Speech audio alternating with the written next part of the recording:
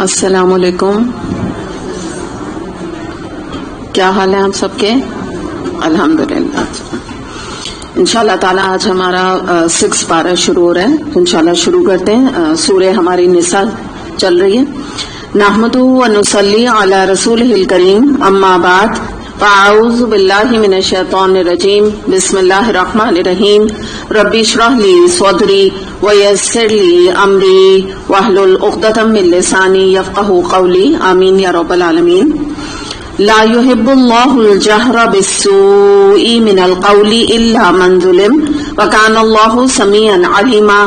ان تبدوا خيرا او تخفوه او تعفوا عن سوء فان الله كان عفوا قديرا. اللہ تعالیٰ اس بات کو پسند نہیں کرتے کہ آدمی بدگوئی پر زبان کھولے الا یہ کہ کسی پر ظلم کیا گیا ہو، اور اللہ سب کچھ سننے اور جاننے والا ہے. مظلوم ہونے کی صورت میں اگرچہ تم کو بدگوئی کا حق ہے، لیکن اگر تم ظاہر و باطن میں بھلائی ہی کیے جاؤ یا کم از کم برائی سے درگزر کرو تو اللہ کی صفت بھی یہی ہے کہ وہ بڑا معاف کرنے والا ہے، حالانکہ سزا دینے پر پوری قدرت رکھتا ہے. تو یہاں جو بالکل آپ سمجھیں کہ یہ جو پارے ہی سٹارٹ ہو رہا ہے اس میں یہ بات بتائی جا رہی ہے کہ اللہ تعالیٰ آدمی کی زبان کی حفاظت کے بارے میں اللہ تعالیٰ نے احکامات دیے ہیں، اور اللہ تعالیٰ اس بات کو پسند نہیں کرتا کہ انسان کی زبان سے اس کا جو جی چاہے وہ بات نکال دے. تو یہ جو بات ہے نا، اللہ تعالیٰ پسند نہیں کرتا کہ انسان بدگوئی پر اپنی زبان کو کھولے. تو بدگوئی کے اندر ہم دیکھ لیتے ہیں، بدگوئی کا مطلب ہے بری بات نکالنا، برائیاں کرنا. تو اس میں کیا کیا چیزیں آ جاتی ہیں؟ ظاہر اس میں سب سے ٹاپ جو لسٹ ہے وہ تو غیبت ہے. غیبت ہو گئی، جھوٹ ہو گیا، تانا، طنز، فحش گفتگو کرنا، فحش لطیفے ایک دوسرے کو سنانا، یا الزام تراشی کرنا، چغلی کرنا، شکایتیں کرنا، دل میں بغض رکھنا، پھر دل کا حسد زبان پہ لے آنا، کسی کو برا بھلا کہنا شروع کر دینا. تو یہ سب چیزیں کس کیٹیگری میں آ جاتی ہیں؟ بدگوئی کے حوالے سے. اب ان چیزوں کو ہم دیکھتے ہیں کہ جب معاشرے میں اگر لوگ ایک دوسرے کی اس طرح برائیاں کریں، چغلیاں کریں، شکایتیں کریں، حسد کریں، تو کیا ہوتا ہے کہ معاشرے کا امن جو ہے وہ جاتا رہتا ہے، اور آپس میں ایک بہت ہی بری فضا جو ہے معاشرے میں پنپتی ہے، اور معاشرے سے پہلے تو ہمارے اپنے گھروں میں. تو اس میں ہم یہ دیکھ لیتے ہیں کہ نبی کریم صلی اللہ علیہ وسلم کی حدیث ہمیں ملتی ہے، بخاری اور مسلم کی. نبی کریم صلی اللہ علیہ وسلم نے فرمایا کہ چغلی کرنے والا جنت میں داخل نہیں ہوگا. تو یہ ہمیں ان برائیوں کے اتنے بڑے ریپرکشنز ہیں جو ہمیں پتہ لگتے ہیں. اس کے علاوہ سورہ حجرات آیت نمبر 11 سے 12 میں آتا ہے کہ تم میں سے کوئی دوسرے کی غیبت نہ کرے. کیا تم میں سے کوئی پسند کرتا ہے کہ وہ اپنے مردہ بھائی کا گوشت کھائے؟ تو اس سے آپ اندازہ لگا لیں کہ یہ کتنی بڑی برائیاں ہیں جن کے بارے میں ہمیں یہاں روکا گیا. اور اس کے علاوہ جو ایک بات ہمیں پتہ چل رہی ہے وہ یہ کہ اللہ تعالیٰ فرما رہے ہیں کہ اللہ یہ کہ تم پہ ظلم کیا گیا ہے تب تم اپنی بات کو کھول سکتے ہو. مراد کیا ہے اس سے؟ کہ مثال کے طور پہ اگر کسی کے اوپر ظلم ہو رہا ہے تو وہ کنسرن اتھارٹی سے جا کے بات کر سکتا ہے. کنسرن اتھارٹی میں کون ہو گیا؟ مثال کے طور پہ اگر گھر کے معاملات خراب ہیں، شوہر کے ساتھ لڑائی جھگڑا ہے، تو ساس سے بات چیت کر کے، کیونکہ ساس جو ہے وہ شوہر کی والدہ ہیں، اتھارٹی رکھتی ہیں وہ، تو ان کو بتا کے کہ بھئی میں اس مسئلے سے گزر رہی ہوں، تو اس طرح سے بات کی جا سکتی ہے. یا یہ کہ کہیں پہ انسان کسی نوکری پر لگا ہوا ہے تو وہاں پہ باس سے کوئی فلاں اپنے کولیگز کی بات کر سکتا ہے کہ وہ مجھے پریشان کر رہے ہیں، یا اس کے علاوہ ایڈمنسٹریشن سے بات کی جا سکتی ہے. لیکن آپس میں ایک دوسرے کی برائیاں کرنا اور برا بھلا کہنا یہ دین کا مزاج نہیں. اس میں ہم دیکھتے ہیں نبی کریم صلی اللہ علیہ وسلم نے فرمایا کہ انسان خیر کی بات کرے، ورنہ اس سے بہتر ہے کہ وہ خاموش رہے. اسے بخاری نے روایت کیا. اور سورہ قوف آیت نمبر 18 میں آتا ہے کہ انسان جو بھی بات زبان سے نکالتا ہے وہ لکھنے کو اس کے پاس ایک نگران فرشتہ تیار رہتا ہے. ابھی اس نے زبان سے آدھے پورا جملہ بھی نہیں نکالتا، آدھی بات کرتا ہے کہ فرشتے اس کو کیچ کر لیتے ہیں. تو ہم دیکھیں کہ ہمارے زبان سے کیسی باتیں نکلتی ہیں. جو لوگ اللہ اور اس کے رسولوں سے کفر کرتے ہیں اور چاہتے ہیں کہ اللہ اور اس کے رسولوں کے درمیان تفریق کریں، اور کہتے ہیں کہ ہم کسی کو مانیں گے اور کسی کو نہ مانیں گے، اور کفر و ایمان کے بیچ میں ایک راہ نکالنے کا ارادہ رکھتے ہیں، وہ سب پکے کافر ہیں. اور ایسے کافروں کے لیے ہم نے وہ سزا مہیا کر رکھی ہے جو انہیں ذلیل و خوار کر دینے والی ہوگی. باخلاف اس کے جو لوگ اللہ اور اس کے تمام رسولوں کو مانیں اور ان کے درمیان تفریق نہ کریں، ان کو ہم ضرور ان کے اجر عطا کریں گے، اور اللہ بڑا درگزر فرمانے والا اور رحم فرمانے والا ہے. اب یہاں پہ بھی ہم دیکھتے ہیں کہ یہ جو بات آ رہی ہے نا کہ کسی کو ماننا کسی کو نہ ماننا، تو یہ مناسب طریقہ دین اسلام کے حوالے سے نہیں ہے۔ اور آپ دیکھیں کہ شیطان نے بھی تو کیا کیا تھا نا، اللہ کو تو مان لیا تھا لیکن آدم علیہ السلام کو رسول کے طور پہ ایکسیپٹ نہیں کیا تھا۔ تو یہی چیز یہاں پر منع کی جا رہی ہے کہ رسولوں کے درمیان، انبیاء کے درمیان، ایون خلفائے راشدین کے درمیان جو ہے ہمیں تفریق کرنے کا کوئی حق نہیں پہنچتا۔ یہ اہل کتاب آج اگر تم سے مطالبہ کر رہے ہیں کہ تم آسمان سے کوئی تحریر ان پہ نازل کراؤ، تو اس سے بڑھ چڑھ کر مجرمانہ مطالبے کے پہلے موسیٰ علیہ السلام سے کر چکے۔ ان سے تو انہوں نے یہ کہا تھا کہ ہمیں اللہ کو اعلانیہ دکھاؤ، اور اسی سرکشی کی وجہ سے یکا یک ان پر بجلی ٹوٹ پڑی تھی، پھر انہوں نے بچڑے کو اپنا معبود بنا لیا، حالانکہ یہ کھلی کھلی نشانیاں دیکھ چکے تھے۔ اس پر بھی ہم نے ان سے درگزر کیا اور ہم نے موسیٰ علیہ السلام کو سرے فرمان عطا کیا۔ ان لوگوں پر طور کو اٹھا کر ان سے اس فرمان کی اطاعت کا عہد لیا۔ ہم نے ان کو حکم دیا کہ دروازے میں سجدہ ریز ہوتے ہوئے داخل ہو۔ ہم نے ان سے کہا کہ سبت کا قانون نہ توڑو، اور اس پر ان سے پختہ عہد لیا۔ آخر کار ان کی عہد شکنی کی وجہ سے اور اس وجہ سے کہ انہوں نے اللہ کی آیات کو جھٹلایا اور متعدد پیغمبروں کو نہ قتل کیا، یہاں تک کہ کہا کہ ہمارے دل غلافوں میں محفوظ ہیں، حالانکہ در حقیقت ان کی باطل پرستی کے سبب سے اللہ نے ان کے دلوں پر ٹھپا لگا دیا، اور اس وجہ سے یہ بہت کم ایمان لاتے ہیں۔ اب یہاں پہ ہم رک کے دیکھ لیتے ہیں دل میں غلاف کا چڑھنا، یہ تو ہم بات پہلے کر چکے پچھلے پاروں میں۔ اب یہاں پہ جو ایک اہم بات بتائی جا رہی ہے، اور اللہ تعالیٰ فرما رہے ہیں کہ جب انہوں نے دین سے بے اتنائی کا رویہ اختیار کیا اور انہوں نے بات نہ مانی اللہ کی، تو اللہ نے کیا کیا کہ ان کے دلوں پہ ٹھپا لگا دیا۔ ٹھپے کا کیا مطلب ہوتا ہے؟ اگر آپ اسے انگلش میں سمجھے تو اسٹیمپ لگا دینا۔ تو اس کو ہم دیکھتے ہیں کہ دلوں پہ ٹھپا کیوں لگتا ہے اور اللہ تعالیٰ نے کیوں لگایا، وجہ کیا ہے اس کی، کہ جب انسان گناہوں کو لائف سٹائل چوائس کی طرح کرنے لگتا ہے، یعنی جب گناہوں پہ اصرار کرتا ہے، گناہوں پہ کمپلیسنٹ ہو جاتا ہے، نیکی سے دور بھاگتا ہے، نیکی اور بدی کا احساس ہی اس کے اندر ختم ہو جاتا ہے کہ یہ کام جو میں کر رہا ہوں یہ گناہ ہے یا گناہ کبیرہ ہے کہ گناہ صغیرہ ہے، کیا ہے، اس کو کچھ ان چیزوں کا ادراک نہیں رہتا۔ اور ایک اور جو بڑی تکلیف دہ کیفیت پیدا ہو جاتی ہے، بلکہ رادر آپ کہیں الارمنگ کیفیت، وہ یہ کہ نیکی کرنے کا جی ہی نہیں چاہتا۔ قرآن کی یا نیک مجالس میں ایسے لوگوں کا دل بند ہوتا ہے۔ تو بالکل یہاں یہی بتایا گیا کہ جیسے ہم غلاف میں قرآن پاک کو پروٹیکشن کے لیے رکھتے ہیں، تو ایسے یہ کہتے تھے کہ ہمارے دل قرآن کی تاثیر سے اور قرآن کے اثر سے انٹچڈ ہے، ہمارے اوپر کوئی اثر نہیں ہوتا قرآن کا۔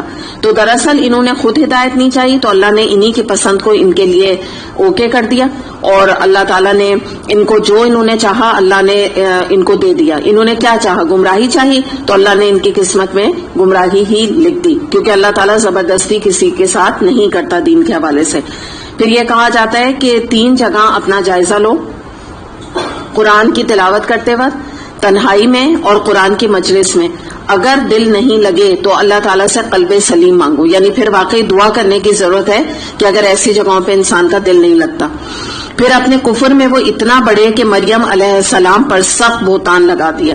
اب یہاں پہ ان کا یہودیوں کا ذکر کیا جا رہا ہے، انہوں نے مریم علیہ السلام پہ کیا جھوٹا الزام لگایا تھا کہ مریم علیہ السلام کے یوسف نجار، یوسف کارپینٹر، اس کے ساتھ نعوذ باللہ کچھ غلط تعلقات تھے، جن کی بنا پر عیسیٰ علیہ السلام کو یہ کہتے تھے کہ سن آف مین، یعنی اللیجٹمیٹ چائلڈ۔ تو یہی اللہ تعالیٰ نے یہاں پر مریم علیہ السلام کے کردار کو پاک کیا، صاف کیا، اور کہا کہ یہ ایک نرا الزام ہے جو کہ مریم علیہ السلام پہ لگایا جاتا ہے۔ ہم خود جانتے ہیں کہ اللہ تعالیٰ نے مریم علیہ السلام کو خود ایک عیسیٰ علیہ السلام کی شکل میں اولاد دی تھی، اور یہ اللہ تعالیٰ کا ایک معجزہ تھا۔ اور خود کہا کہ ہم نے مسیح عیسیٰ ابن مریم رسول اللہ کو قتل کر دیا، حالانکہ فی الواقع انہوں نے نہ ان کو قتل کیا، نہ صلیب پر چڑھایا، بلکہ معاملہ ان کے لیے مشتبہ کر دیا گیا۔ اور جن لوگوں نے اس کے بارے میں اختلاف کیا وہ بھی دراصل شک میں مبتلا ہیں، اور ان کے پاس اس معاملے میں کوئی علم نہیں، محض گمان ہی کی پیروی ہے۔ انہوں نے مسیح کو یقین کے ساتھ قتل نہیں کیا، بلکہ اللہ نے اس کو اپنی طرف اٹھا لیا۔ اللہ زبردست طاقت رکھنے والا اور حکیم ہے۔ بر رفعہ اللہ، کیا مراد ہے اس سے؟ کہ اللہ تعالیٰ نے عیسیٰ علیہ السلام کو رفع آسمانی ان کا کیا، ان کو اوپر اٹھا لیا، جبکہ جو ہے جو جیوز ہیں اور کرسچنز ہیں ان کا بلیو یہ ہے کہ عیسیٰ علیہ السلام کو صلیب پہ دی گئی اور کرسچینٹی کی بنیاد اس عقیدے پر ہے کہ عیسیٰ علیہ السلام تمام ان لوگوں کے گناہوں کا بوجھ اٹھا کر صلیب کے اوپر چڑھ گئے اور ان کی وجہ سے انسانوں کے تمام گناہوں کا کفارہ ہو گیا. یہ کیا کہلاتا ہے؟ کروسیفیکیشن. یہ کانسیپٹ ہے کروسیفیکیشن کا جو کہ کرسچینٹی کے اندر پایا جاتا ہے. جبکہ اسلام ہمیں کیا بتاتا ہے کہ قرب قیامت کی نشانی ہے کہ عیسیٰ علیہ السلام کا دوبارہ نزول ہوگا. 100 سے زیادہ متواتر احادیث میں یہ بات ثابت ہے کہ آپ دنیا میں دوبارہ آئیں گے عیسیٰ علیہ السلام، اور ان کے بارے میں وہ ہم پہلے بھی بات کر چکے ہیں. وہ خنزیر کو قتل کریں گے، صلیب کو مٹائیں گے. جو سوچے ان کا سائن ہے آج انہوں نے کرسچینٹی کے اوپر بنایا ہوا ہے کراس صلیب، تو اس کو آ کے عیسیٰ علیہ السلام مٹا دیں گے اور ان تعلیمات کے بارے میں بتائیں گے کہ تم یہ کیا کرتے رہے، یہ میرا دین نہیں ہے، میرا دین وہی ہے جو نبی کریم صلی اللہ علیہ وسلم نے لے کر آئے. تو ہمیں پتہ چلتا ہے کہ جب عیسیٰ علیہ السلام آئیں گے تو وہ کوئی نئی شریعت لے کے نہیں آئیں گے، بلکہ نبی کریم صلی اللہ علیہ وسلم کی جو شریعت ہے اسی کو آگے لے کر چلیں گے. اور اہل کتاب میں سے کوئی ایسا نہ ہوگا جو اس کی موت سے پہلے اس پر ایمان نہ لے آئے گا اور قیامت کے روز ان پر گواہی ہی دے گا. غرض ان یہودی بن جانے والوں کے ظالمانہ رویے کی بنا پر اور اس بنا پر کہ یہ بکثرت اللہ کے راستے سے روکتے ہیں اور سود لیتے ہیں جس سے انہیں منع کیا گیا تھا، اور لوگوں کے مال ناجائز طریقوں سے کھاتے ہیں. ہم نے بہت سی وہ پاک چیزیں ان پر حرام کر دیں جو پہلے ان کے لیے حلال تھیں، اور جو لوگ ان میں سے کافر ہیں ان کے لیے ہم نے دردناک عذاب مہیا کر رکھا ہے. مگر ان میں سے جو لوگ پختہ علم رکھنے والے ہیں اور ایماندار ہیں وہ سب اس تعلیم پر ایمان لاتے ہیں جو تمہاری طرف نازل کی گئی اور جو تم سے پہلے نازل کی گئی تھی. اس طرح کے ایمان لانے والے اور نماز و زکوٰۃ کی پابندی کرنے والے اللہ اور روز آخر پر سچا عقیدہ رکھنے والے لوگوں کو ہم ضرور اجر عظیم عطا کریں گے. اے محمد صلی اللہ علیہ وسلم، ہم نے آپ کی طرف اس طرح وحی بھیجی ہے جس طرح نوح علیہ السلام اور ان کے بعد کے پیغمبروں کی طرف بھیجی تھی. ہم نے ابراہیم، اسماعیل، اسحاق، یعقوب، اولاد یعقوب، عیسیٰ، ایوب، یونس، ہارون اور سلیمان علیہ السلام کی طرف وحی بھیجی. ہم نے داؤد علیہ السلام کو زبور دی. ہم نے ان رسولوں پر بھی وحی نازل کی جن کا ذکر ہم اس سے پہلے آپ سے کر چکے، اور ان رسولوں پر بھی جن کا ذکر آپ سے نہیں کیا. ہم نے موسیٰ علیہ السلام سے اس طرح گفتگو کی جس طرح گفتگو کی جاتی ہے. یہ سارے رسول خوشخبری دینے والے اور ڈرانے والے بنا کر بھیجے گئے تھے تاکہ ان کو مبعوث کر دینے کے بعد لوگوں کے پاس اللہ کے مقابلے میں کوئی حجت نہ رہے. اللہ بہرحال غالب رہنے والا اور حکیم و دانا ہے. لوگ نہیں مانتے تو نہ مانے، مگر اللہ گواہی دیتا ہے کہ جو کچھ اس نے تم پر نازل کیا اور اپنے علم سے نازل کیا اس پر ملائکہ بھی گواہ ہیں، اگرچہ اللہ کا گواہ ہونا بالکل کفایت کرتا ہے.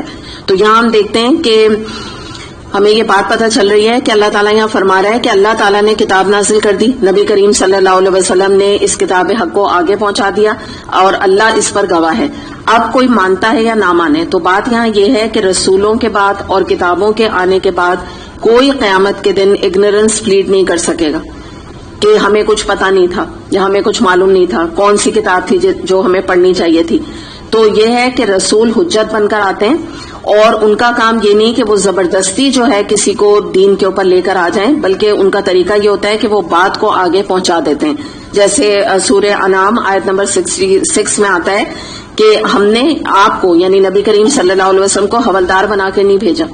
تو بات یہ ہے کہ آخرت میں اللہ تعالیٰ صرف اسی لیے مومنوں کے لیے رحیم ہوگا، اور باقی جنہوں نے ہٹ دھرمی کا رویہ اختیار کیا تو وہ کوئی لیم ایکسکیوز اللہ تعالیٰ کے سامنے نہ دے سکیں گے کہ اللہ تعالیٰ ہمیں پتہ نہیں تھا کہ کون رسول تھے، کون انبیاء تھے، کون آئے، کس نے کیا تعلیم دی. سب کو آج اس چیز کا علم ہے. خاص طور پہ نبی کریم صلی اللہ علیہ وسلم کی احادیث کے بارے میں، قرآن کے بارے میں ہم اچھی طرح سے آج جانتے ہیں، لیکن صرف جاننا کافی نہیں ہے بلکہ ہمیں اس کے اوپر اس علم کو حاصل کرنے کی ضرورت ہے، اس کے اوپر غور و فکر کرنے کی ضرورت ہے.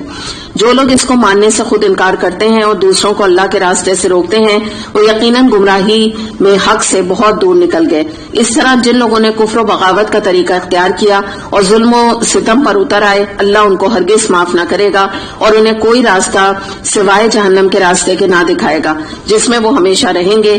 اللہ کے لیے یہ کوئی مشکل کام نہیں.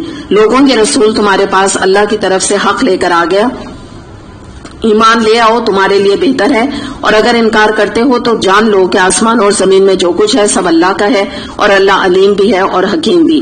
اے اہل کتاب اپنے دین میں غلوف نہ کرو اور اللہ کی طرف حق کے سوا کوئی بات منسوب نہ کرو. مسیح عیسیٰ ابن مریم اس کے سوا کچھ نہ تھے کہ اللہ کا ایک رسول تھے اور ایک فرمان تھے جو اللہ نے مریم علیہ السلام کی طرف بھیجا.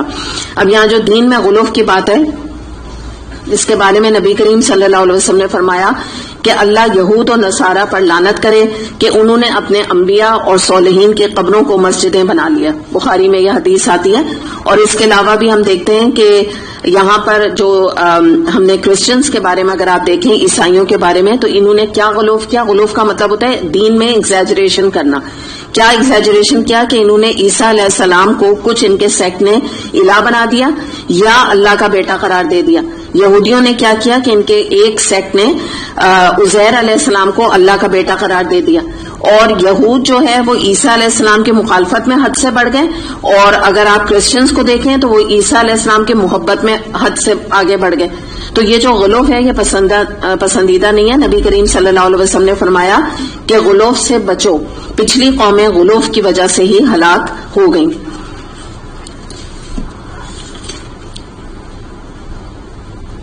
اور اللہ کا ایک فرمان تھا جو اللہ نے مریم کی طرف بھیجا اور ایک روح تھی اللہ کی طرف سے جس نے مریم علیہ السلام کے رحم میں بچے کی شکل اختیار کی. پس تم اللہ اور اس کے رسولوں پر ایمان لاؤ اور نہ کہو کہ تین ہیں. ولا تقولوا ثلاثہ باز آ جاؤ یہ تمہارے لیے بہتر ہے. اللہ تو بس ایک ہی معبود ہے. وہ بالا تر ہے اس سے کہ کوئی اس کا بیٹا ہو. زمین اور آسمانوں کی ساری چیزیں اس کی ملک ہیں اور ان کی کفایت اور خبر گیری کے لیے بس وہی کافی ہے. اب یہاں ہم دیکھتے ہیں کہ یہ جو ثلاثہ کا قانون تھا اس کو کرسچینٹی میں ٹرینٹی کا عقیدہ کہتے ہیں. Concept of trinity. اور اس میں ان کا عقیدہ یہ ہے کہ God the father, God the son and the holy ghost, they are not three but one. تو یہ جو ان کا عقیدہ ہے یہ ہم کیا سمجھیں گے, یہ خود کرسچن اس عقیدے کو سمجھ نہیں پاتے ہیں. بہت ہی کنفیوزنگ قسم کا عقیدہ ہے. اور عیسیٰ علیہ السلام کے 300 سال کے بعد یہ عقیدہ کرسچینٹی کے اندر آیا. تو یہ اس سے ہمیں پتہ چلتا ہے کہ یہ خود ساختہ عقیدہ ہے اور یہ غلوف کی ایک شکل ہے. تو اللہ تعالیٰ نے یہ منع کیا اس کو کرنے کے لیے. اور اس کے علاوہ ہم یہ دیکھتے ہیں کہ یہ تو کرسچینٹی کی بات ہے. اگر ہم اپنے معاشرے پر نظر ڈالیں تو ہمارے اندر بھی نبی کریم صلی اللہ علیہ وسلم کی محبت میں لوگ ایگزیجریشن اور غلوف کا شکار ہیں. اور ان میں کچھ چیزیں شرک تک چلی جاتی ہیں, کچھ چیزیں بدعت کے اندر آ جاتی ہیں. مثال کے طور پہ اس قسم کی نعتیں پڑھنا کہ بھر دے جھولی میری یا محمد. تو جھولی جو یاد رکھیں کہ بھرنے والا ہے وہ اللہ کے علاوہ کسی کی ذات نہیں. اللہ تعالیٰ ہی رازق ہے. اللہ تعالیٰ نے قرآن میں فرما دیا اگر کوئی اور رازق ہوتا تو اللہ تعالیٰ اس کا ذکر کر دیتا. ہاں اطاعت کی جب بات آتی ہے تو اطیعوا اللہ و اطیعوا الرسول. اطاعت ہمیں نبی کریم صلی اللہ علیہ وسلم کی کرنی ہے ہر صورت, ورنہ ہمارا ایمان ہی معتبر نہیں. لیکن رازق اللہ نے اپنے علاوہ کسی کو نہیں قرار دیا, نہ ابراہیم علیہ السلام, نہ آدم علیہ السلام, نہ محمد صلی اللہ علیہ وسلم کو. تو رازق اللہ ہی ہے. تو اگر ہم یہ کہیں گے کہ بھر دے جھولی میری یا محمد تو پھر ہم اللہ کو مائنس کر رہے ہیں رازق کی کوالٹی سے. پھر ہم دیکھتے ہیں کہ رسول اللہ صلی اللہ علیہ وسلم کو کہنا نور من نور اللہ. اگر یہ بات حقیقت ہوتی تو اللہ تعالیٰ سورہ نور میں نہ فرماتے کہ اللہ نور السماوات والارض, اللہ ہی آسمانوں اور زمینوں کا نور ہے. تو یہ بھی اللہ تعالیٰ نے بتا دیا. اور پھر یہ کہا جاتا ہے کہ آپ کا سایہ نہ تھا, یہ بھی حقیقت نہیں ہے. قرآن میں یہ آتا ہے کہ انسانوں کا سایہ ہے, ایسی نبی کریم صلی اللہ علیہ وسلم کا سایہ تھا. پھر یہ آپ دیکھیں کہ نصارہ کی طرح, کرسچنز کی طرح ہم نے بھی میری کرسمس یا آپ جس کو کہہ لیجئے کہ نبی کریم صلی اللہ علیہ وسلم کی برتھ ڈیز منانی شروع کر دی, جس کو ہم عید میلاد النبی کہتے ہیں. جبکہ ہمیں نبی کریم صلی اللہ علیہ وسلم نے فرمایا کہ تمہاری 2 ہی عیدیں ہیں, ایک تو رمضان کی عید اور اس کے بعد عید الاضحیٰ کی عید, اس کے علاوہ کوئی تمہاری عید نہیں. تو یہ بھی سب خود ساختہ چیزیں. پھر یہ کہ کھڑے ہو کے سلام پڑھنا اور یہ عقیدہ رکھنا کہ نبی کریم صلی اللہ علیہ وسلم کی سواری آئے گی. تو آپ خود ذرا اندازہ لگائیے کہ نبی کریم صلی اللہ علیہ وسلم کے مقام کے بارے میں سوچئے, ان کی عزت اور ان کی تکریم کے بارے میں سوچئے, اور خود اپنے دل پہ ہاتھ رکھ کے سوچئے کہ ہمیں یہ زیبا بھی دیتا ہے کہ ہم ایسا خیال اپنے دل میں لائیں کہ نبی کریم صلی اللہ علیہ وسلم ایسے گھر گھر عورتوں میں جا کر آئیں گے, اور وہ بھی ایسی عورتوں کے درمیان جو کہ خوب زیب و زینت کے ساتھ میلاد میں تیار ہو کے بیٹھی. آپ خود مجھے بتائیے کہ یہ چیز ہمیں زیبا دیتی ہے کہ ہم نبی کریم صلی اللہ علیہ وسلم کے مقام کو اس درجہ نعوذ باللہ نیچے لے کے آ جائیں. تو یہ مناسب طریقہ بالکل نہیں ہے یہ سوچ رکھنا کہ آپ آئیں گے. آپ خود سوچیں آپ کو کیا ضرورت ہے کہ آپ گھروں گھروں میں جا کے میلاد کو وصول کریں, ایک ایسی چیز کو جس کی کوئی دلیل ہمیں سنت سے ہرگز بھی نہیں ملتی. اس کے علاوہ نبی کریم صلی اللہ علیہ وسلم کی قبر مبارک کی طرف منہ کر کے وہاں جا کے جب جاتے ہیں وہاں مدینہ تو وہاں پہ نمازیں پڑھنا، یعنی اس طرف رخ کر کے نماز نہیں پڑھی جا سکتی ہے. اس کے علاوہ وہاں جا کے جالیوں کو چومنا اور ہاتھ اٹھا کے دعائیں مانگنا نبی کریم صلی اللہ علیہ وسلم نے. پھر نعتوں میں بھی ہم بہت غلوف کرتے ہیں، دعائیں مانگتے ہیں.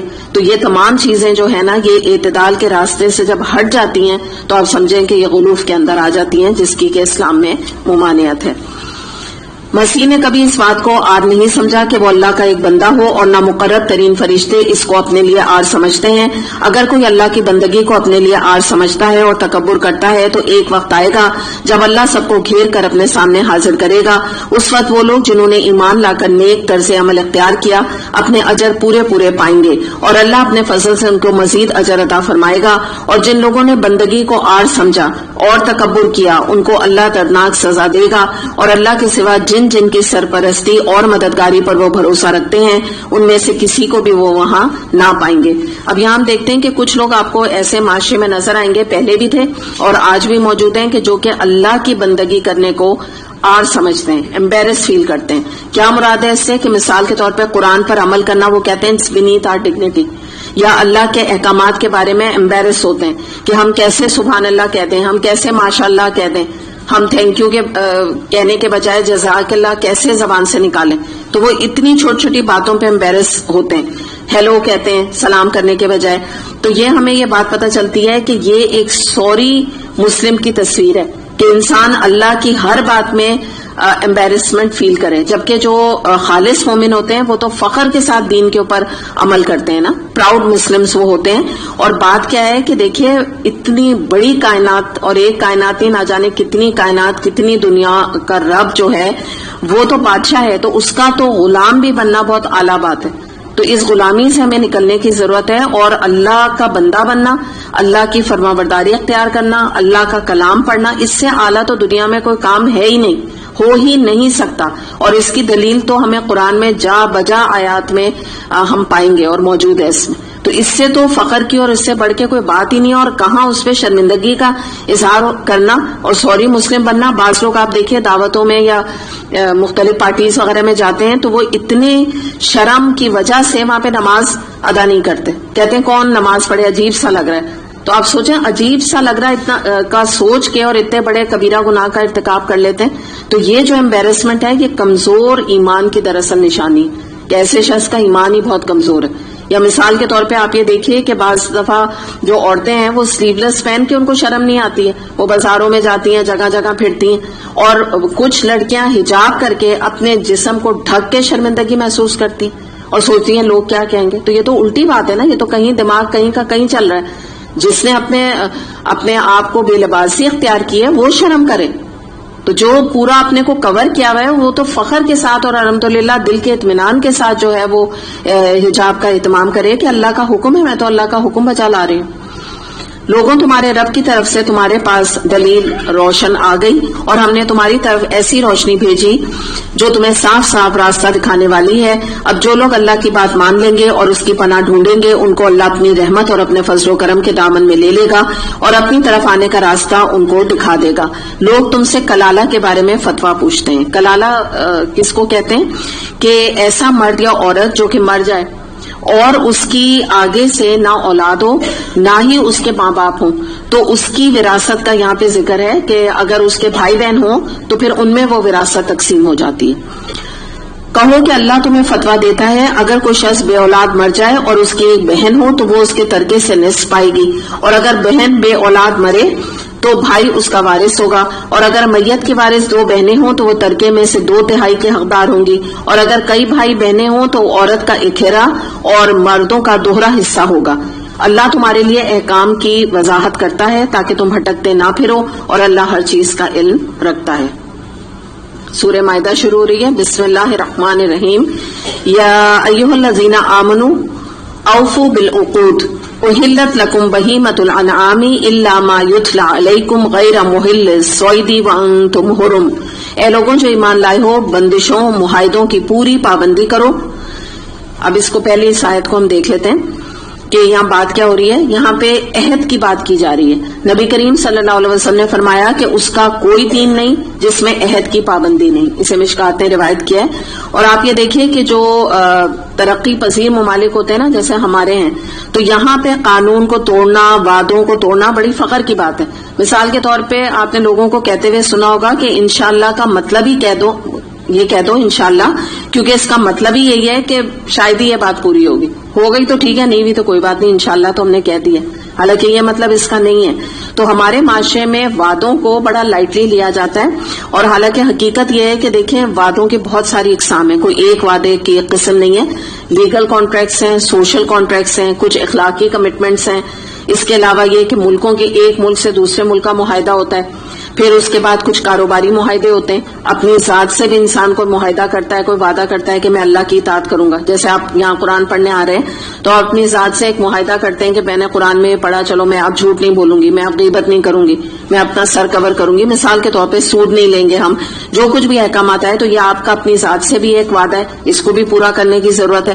پھر یہ کہ اللہ سے ہم نے معاہدہ کیا ہے، وہ کیا معاہدہ ہے؟ ایک تو عہد الست، جو کہ ہم سب نے، ہماری روحوں نے اللہ سے لیا تھا کہ ہم لوگوں نے اللہ تعالیٰ کے سامنے اس بات کا جو ہے اقرار کیا تھا کہ اللہ تو ہی ہمارا رب ہے۔ اس کے علاوہ کلمہ پڑھ کے بھی ہم نے اللہ سے عہد لیا ہے کہ اللہ تعالیٰ ہم تیرے ساتھ کسی کو شریک نہیں ٹھہرائیں گے، کوئی شرک نہیں کریں گے۔ تو یہ سب جو عہد میں آپ کو بتا رہی ہوں، یہ سب ہم کو پورا کرنے کی ضرورت ہے۔ پھر دیکھیے کچھ جو ہے نا اخلاقی کمٹمنٹس ہوتے ہیں، وہ لکھائے نہیں جاتے، ان کی ڈاکیومنٹیشن نہیں ہوتی۔ باقی تو بہت ساری چیزیں جو لکھا پڑھی ہونی چاہیے، سوشل کانٹریکٹس ہیں، لیگل کمٹمنٹس ہیں یا کانٹریکٹس ہیں، وہ کیا ہیں؟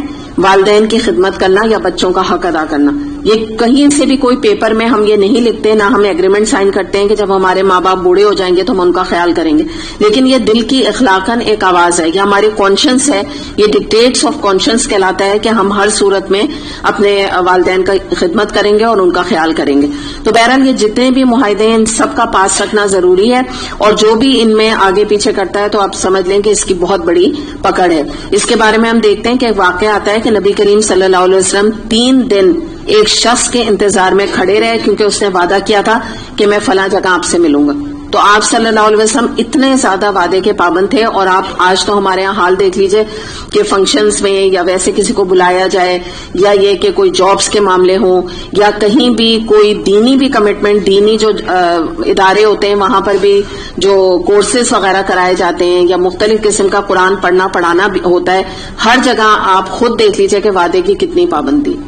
آپ اگر ٹائمنگز نوٹ کر لیجئے کہ اگر آفس وغیرہ ہیں وہاں 9 to 5 آورز ہیں، یا اسکول ہیں تو وہاں پہ 8 to 1 آورز ہیں، ٹائمنگز ہیں، تو کوئی بھی وہاں پہ جو اچھا اسکول ہوتا ہے وہ پھر بچوں کو اندر آنے نہیں دیتا ہے، ٹھیک ہے نا، کیونکہ ایک کمٹمنٹ انہوں نے سائن کیا ہوتا ہے پیرنٹس نے کہ ہم اس بات کا پاس رکھیں گے کہ اپنے بچے کو اس اور اس ٹائم پہ پہنچائیں۔ لیکن آپ یہ دیکھیے کہ دینی اداروں میں یا جو بھی کوئی جہاں پہ قرآن پڑھایا جا رہا ہوتا ہے، ہم تو یہ پابندی لگا بھی نہیں سکتے، حالانکہ یاد رکھیے گا یہ بھی ایک کمٹمنٹ ہوتا ہے۔ اور یہ کمٹمنٹ کیا ہوتا ہے کہ جب آپ اللہ کے لیے کوئی کام کر رہے ہوتے ہیں، آپ کا کمٹمنٹ تو اللہ سے ہو جاتا ہے۔ کوئی لوگ تو آپ کو کچھ نہیں کہتے، کیونکہ ہمارا دین کا معاملہ اتنا ہلکا چلتا ہے کہ کوئی آدمی کہہ ہی نہیں سکتا دین پڑھتے ہوئے کہ پلیز آپ کا یہ ٹائم ہے، اس کے بعد اگر کوئی آیا تو دروازہ بند ہو جائے گا۔ ہم تو کر ہی نہیں سکتے نا، افورڈ ہی نہیں کر سکتے ایسی پابندیاں لگانا۔ تو لیکن یہ کہ یہ انسان یاد رکھیے کہ چھوٹی چھوٹی چیزوں میں انسان کمیٹڈ ہے اللہ تعالیٰ کے ساتھ، اور جب اللہ سے آپ نے وعدہ کیا کہ الحمدللہ ہم قرآن پڑھیں گے اور پورا ریگولر پورے پارے ختم کریں گے، تو یہ آپ کا اللہ کے ساتھ وعدہ ہے جو آپ کو پورا کرنا ہے۔ تو یہ چیز جو ہے نا افسوس کے ساتھ جو میں کہنا چاہ رہی ہوں کہ ہم دنیا کی کیا بات کریں، ہمارے دین کے معاملے میں بہت زیادہ یہ چیز پائی جاتی ہے، یہ نیگلیکٹ۔ مثال کے طور پہ قرآن کورس جوائن کرنے کے بعد جو پورے کورسز ہوتے ہیں ان میں آپ دیکھ لیجئے اسٹوڈنٹ کبھی آتے ہیں کبھی نہیں آتے، کبھی کسی ویک آ گئے کسی ویک نہیں آئے۔ تو یہ چیز سب کمٹمنٹس ہیں، ان میں کچھ اللہ کے ساتھ ہمارے ذاتی ہیں اور کچھ ہمارے لوگوں کے ساتھ ہیں، تو دونوں کے کمٹمنٹس کا ہمیں پاس رکھنا ضروری ہے۔ اور نقصان یاد رکھیے کہ علم میں جہاں کہیں کمی ہوتی ہے، جہاں کہیں بھی انسان جب کمٹمنٹ پورے نہیں کرتا، اس کا اپنا ذاتی نقصان ہوتا ہے، اس کا خود قرآن جو ہے وہ پکا نہیں ہوتا، پختہ نہیں ہونے پاتا۔ یا دنیاوی علم میں اگر کوئی بچہ ہر وقت چھٹیاں کرے گا تو کر لے، وہ اس کا کیا حال ہوگا، مشکل ہی ہے وہ پاس ہو سکے اتنا زیادہ ایبسنٹ ہونے کے بعد۔ تو نقصان بہت بڑا انسان اٹھاتا ہے جب وعدوں کو توڑتا ہے۔ تمہارے لیے مویشی کی قسم کے سب جانور حلال کیے گئے سوائے ان کے جو آگے چل کر تم کو بتائے جائیں گے، لیکن احرام کی حالت میں شکار کو اپنے لیے حلال نہ کر لو، بے شک اللہ جو چاہتا ہے حکم دیتا ہے. اے لوگوں جو ایمان لائے ہو، خدا پرستی کی نشانیوں کو بے حرمت نہ کرو، نہ حرام مہینوں میں سے کسی کو حلال کر لو، نہ قربانی کے جانوروں پر دست درازی کرو، نہ ان جانوروں پر ہاتھ ڈالو جن کی گردنوں میں نذر خداوندی کی علامت کے طور پہ پٹے پڑے ہوئے ہوں، نہ ان لوگوں کو چھیڑو جو اپنے رب کے فضل اور اس کے خوشنودی کی تلاش میں کعبے کی طرف جا رہے ہوں. ہاں جب احرام کی حالت ختم ہو جائے تو شکار تم کر سکتے ہو. اور دیکھو ایک گروہ نے جو تمہارے لیے مسجد حرام کا راستہ بند کر دیا تو اس پر تمہارا غصہ تمہیں اتنا مشتعل نہ کر دے کہ تم بھی ان کے مقابلے میں ناروا زیادتیاں کرنے لگو. نہیں، جو کام نیکی اور تقوی کے ہیں ان سب میں تعاون کرو، اور جو گناہ اور زیادتی کے کام ہیں ان میں کسی سے تعاون نہ کرو. اللہ سے ڈرو، اللہ کی سزا بہت سخت ہے. یہ بات یاد رکھیے کہ الحمدللہ آپ قرآن پڑھ رہے ہیں تو یہ آیت کا جو مفہوم ہے اور جو اس آیت میں بات بتائی جا رہی ہے اس کو اپنے پلے باندھ لیں کہ کبھی بھی اپنی زندگی میں کوئی بھی گناہ کا کام، زیادتی کا کام، وہ آپ کی کتنی کلوز فرینڈ کیوں نہ ہو، آپ کے کتنے قریبی رشتہ دار یا خاندان والے نہ ہو، آپ کبھی سپورٹ نہ کریں. کیونکہ انسان قیامت کے دن پھر دو بوجھ اٹھائے گا، ایک اپنی برائی کا اور ایک دوسرے کو سپورٹ کرنے کا یا دوسرے کو غلط راستے کی طرف خود بھی لانے کا. تو یہ بڑی سیریس بات ہے جس کو ہمیں دیکھنے کی ضرورت ہے، اور ہمیشہ اچھے کاموں میں تعاون کریں. اچھے کام کیا ہے؟ نیکی کے کام ہے. کہیں پہ کوئی نیکی کا کنواں کھود رہا ہے تو انسان مل جل کے اس میں ڈونیشن دے کے کنواں کھدوا دے. کہیں کوئی فیلنتھروپسٹ کوئی غریبوں کی مدد، ہاسپٹل میں کوئی پروجیکٹ ہے اس میں سب مل جل کے کام کریں.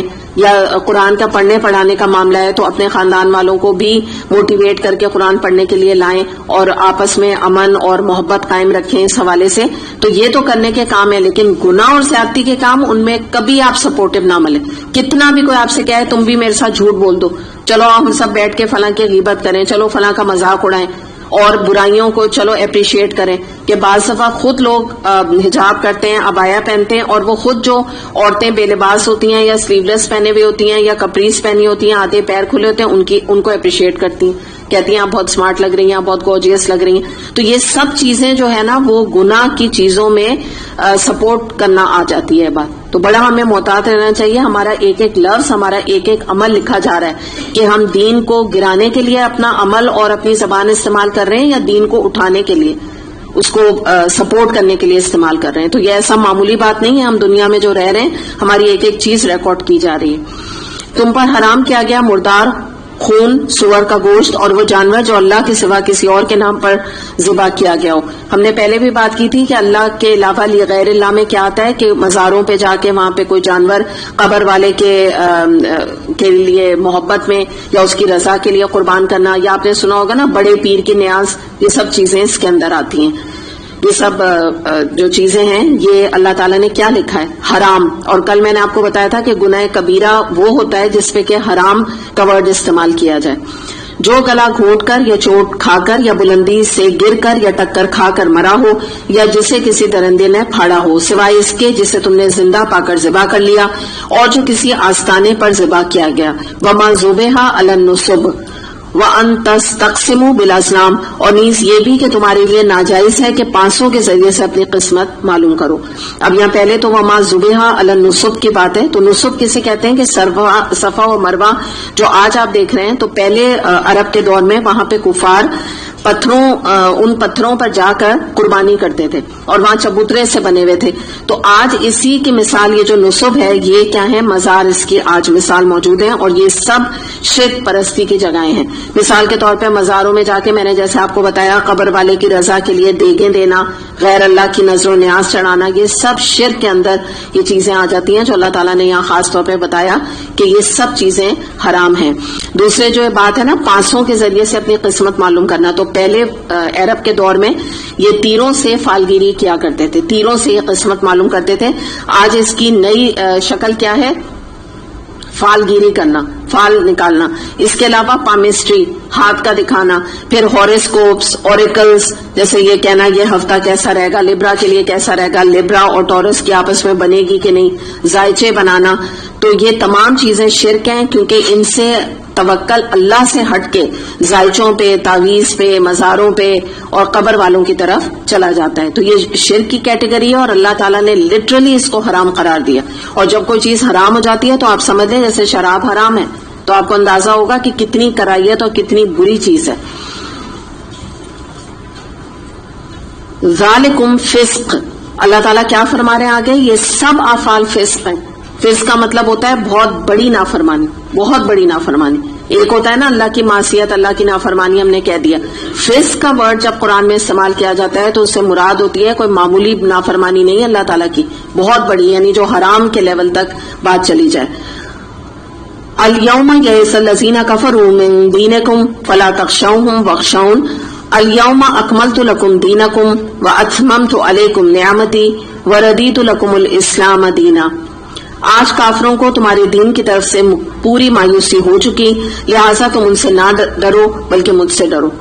اب یہ دیکھ لیجئے کہ افسوس کے طور پہ آج اگر ہمارا مائنڈ سیٹ دیکھیں تو آج بھی ہم ذہنی طور پہ کفار کے اور کرسچنز کے ہی غلام بنے ہوئے. انہی کے کو ہم رول ماڈل ہمارے بچے بناتے ہیں، انہی کے جیسے حال حلیہ پہننا پسند کرتے ہیں، انہی کی فلمیں دیکھتے ہیں، انہی سے امپریس ہوتے ہیں. تو اللہ تعالیٰ فرما رہے ہیں کہ اب تم کسی سے نہ ڈرو بلکہ مجھ سے ڈرو. کیوں؟ آج میں نے تمہارے لیے دین کو تمہارے لیے مکمل کر دیا اور اپنی نعمت تم پر پوری کر دی اور تمہارے لیے اسلام کو تمہارے دین کی حیثیت سے قبول کر لیا. لہٰذا حرام اور حلال کی جو قیود تم پر عائد کی گئی ہیں ان کی پابندی کرو. تو یہ وہ آیت ہے سورہ مائدہ کی جس سے ہمیں پتہ چلتا ہے کہ اللہ تعالیٰ نے یہاں ہمیں کلیئرلی بتا دیا کہ اللہ نے دین مکمل کر دیا. دین مکمل ہونے سے کیا مراد ہے کہ آج اور اب کسی بھی انسان کے پاس یہ اتھارٹی نہیں ہے کہ وہ ثواب کے نت نئے طریقے نکالے اور کہے کہ آئیے میں آپ کو بتاتا ہوں کہ ثواب اس فلاں کام میں اور اتنا ثواب ہے. ہم نبی کریم صلی اللہ علیہ وسلم کے دین پر، ان کے لائے ہوئے دین پر، ان کی لائی ہوئی کتاب کے اوپر عمل کرنے کے لیے دنیا میں بھیجے گئے. دین کو انوینٹ کرنے یا خود ساختہ طریقے نکالنے کے لیے نہیں بھیجے گئے. نبی کریم صلی اللہ علیہ وسلم نے فرمایا کہ دین میں نئی نئی باتیں بنانے سے بچو. دین میں ہر نئی بات بدعت ہے اور ہر بدعت گمراہی ہے اور گمراہی کا آخری انجام جہنم کی آگ ہے. اسے مسلم نے روایت کیا. تو یہ بات ہمیں سمجھنے کی ضرورت ہے کہ دین وہی کچھ ہے جو قرآن اور احادیث میں آ گیا. البتہ جو شخص بھوک سے مجبور ہو کر ان میں سے کوئی چیز کھا لے بغیر اس کے کہ گناہ کی طرف اس کا میلان ہو تو بے شک اللہ معاف کرنے والا اور رحم فرمانے والا ہے. لوگ پوچھتے ہیں کہ ان کے لیے کیا حلال کیا گیا؟ کہو تمہارے لیے ساری پاک چیزیں حلال کر دی گئیں اور جن شکاری جانوروں کو تم نے سدھایا ہو، جن کو اللہ کے دیے ہوئے علم کی بنا پر تم شکار کی تعلیم دیا کرتے ہو، اور وہ جس جانور کو تمہارے لیے پکڑ رکھے اس کو بھی تم کھا سکتے ہو. البتہ اس پر اللہ کا نام لے لو اور اللہ کا قانون توڑنے سے ڈرو اور اللہ کو حساب لیتے کچھ دیر نہیں لگتی. آج تمہارے لیے ساری پاک چیزیں حلال کر دی گئیں. اہل کتاب کا کھانا تمہارے لیے حلال ہے اور تمہارا کھانا ان کے لیے. اب یہاں روک کے ہم تھوڑا سا دیکھ لیتے ہیں کہ پہلی بات تو اللہ نے تمام پاک چیزیں حلال کر دی، یعنی سور کا گوشت اگر حرام ہے تو بکرے کا گوشت، تیتر، بٹیر، چکن کا گوشت، بیف کا گوشت، یہ سب اللہ تعالیٰ نے حلال رکھا. سیب ہے، پھل ہیں، دال ہے، سبزیاں ہیں، سب اللہ نے ہمارے لیے حلال کی. تو اللہ تعالیٰ نے یہاں بتا دیا کہ تمام پاک چیزیں، پاکیزہ چیزیں وہ تمہارے لیے حلال ہیں. لیکن آگے جو بات آ رہی ہے کہ اہل کتاب کا کھانا تمہارے لیے حلال ہے اور تمہارا کھانا بھی ان کے لیے حلال، تو اس پہ لوگوں کو تھوڑا کوشچن اٹھتا ہے کہ اس سے کیا مراد ہے. تو اس کو ہم تھوڑا سا سمجھ لیتے ہیں کہ دیکھیے عام طور پہ جو کرسچنز ہیں یا یہودی ہیں وہ آپ کو کوئی بازار سے خرید کر کوئی چاکلیٹ بھیج دیتے ہیں یا کوئی یہیں پر رہتے ہیں پاکستان میں کوئی مٹھائی بھیج دیتے ہیں، ٹھیک ہے، تو اس کو کھانے میں کوئی مذائقہ نہیں ہے. یا آپ ویسٹ میں رہ رہے ہیں تو آپ کے نیبرز ہیں اور آپ ان کے گھر گئے تو انہوں نے آپ کے سامنے سیب رکھ دیا، حلال ہے نا یہ ساری چیزیں. انہوں نے آپ کے آگے جو ہے کوئی سبزی جو ہے رکھ دی، تو یہ ان چیزوں، یا بریڈ رکھ دی، بنس رکھ دیے، بسکٹس رکھ دیے، تو ان چیزوں میں کوئی پرابلم نہیں. جو کھانا ہمارے لیے حلال ہے ان کے ساتھ بھی بیٹھ کے کھا سکتے ہیں، ٹھیک ہے نا، کوئی اس میں پرابلم نہیں. لیکن ہاں کہاں پہ ہمیں محتاط ہونے کی ضرورت ہے کہ اگر ان کے گھر کوئی گوشت موجود ہے، تو سور کا ہے تو وہ تو بات ہی ختم ہو گئی، وہ حرام ہے. لیکن کوئی گوشت موجود ہے جس کو انہوں نے ذبح کیا اور اللہ کا نام نہیں لیا، ظاہر ہے ہم وہ نہیں کھا سکتے. پھر اس کے بعد یہ کہ اگر ان کے دسترخوان پہ ہم بیٹھتے ہیں اور انہوں نے پوک یا انہوں نے شراب سرو کی ہوئی ہے تو یقیناً یہ حرام ہے، ہم ان کے دسترخوان تک پہ نہیں بیٹھ سکتے. حدیث میں یہ بھی اجازت نہیں ہے کہ ایسے دسترخوان پہ بیٹھا جائے جہاں پہ شراب سرو کی جا رہی ہو. تو یہ ایک احتیاط ہے جو ظاہر ہے ہمیں اختیار کرنے کی ضرورت ہے. اور محفوظ عورتوں بھی تمہارے لیے حلال ہیں، خواہ وہ اہل ایمان کے گروہ سے ہوں یا ان قوموں میں سے جن کو تم سے پہلے کتاب دی گئی، بشرطے کہ تم ان کے مہر ادا کر کے نکاح میں ان کے محافظ بنو، نہ یہ کہ آزاد شہوت رانی کرنے لگو یا چوری چھپے آشنائیاں کرو۔ اور جو کسی نے ایمان کی روش پر چلنے سے انکار کیا تو اس کا سارا کارنامہ زندگی ضائع ہو جائے گا اور وہ آخرت میں دیوالیہ ہوگا۔ اے لوگوں جو ایمان لائے ہو، جب تم نماز کے لیے اٹھو تو چاہیے کہ اپنے منہ اور ہاتھ کونیوں تک دھو لو، سروں پہ ہاتھ پھیر لو اور پاؤں ٹخنوں تک دھو لیا کرو۔ اگر جنابت کی حالت میں ہو تو نہا کر پاک ہو جاؤ، اگر بیمار ہو یا سفر کی حالت میں ہو یا تم میں سے کوئی شخص رفع حاجت کر کے آئے یا تم نے عورتوں کو ہاتھ لگایا ہو اور پانی نہ ملے تو پاک مٹی سے کام لو، بس اس پر ہاتھ مار کر اپنے منہ اور ہاتھوں پر پھیر لیا کرو۔ اللہ تم پر زندگی تنگ کرنا نہیں چاہتا، مگر وہ چاہتا ہے کہ تمہیں پاک کرے اور اپنی نعمت تم پر تمام کر دے، شاید کہ تم شکر گزار بنو۔ اب یہاں پہ جو یہ 4 آپ اوپر دیکھ رہے ہیں احکامات، یہ وضو کے فرائض ہیں، یہ وہ احکامات ہیں۔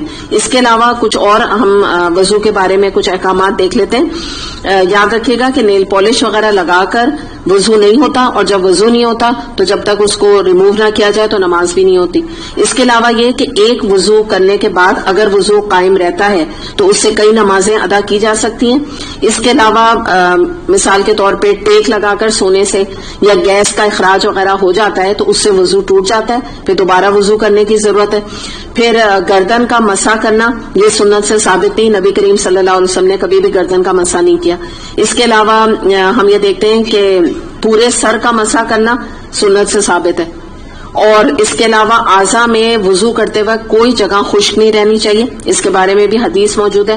وضو کرتے وقت پانی میں احتیاط ہونی چاہیے، اور ہاتھ اور پاؤں کا خلال کرنا، یعنی انگلی کو ڈال کے اس میں خلال کر کے انگلی صاف کرنا، پیروں کی اور ہاتھوں کی انگلی، یہ بھی مسنون عمل ہے۔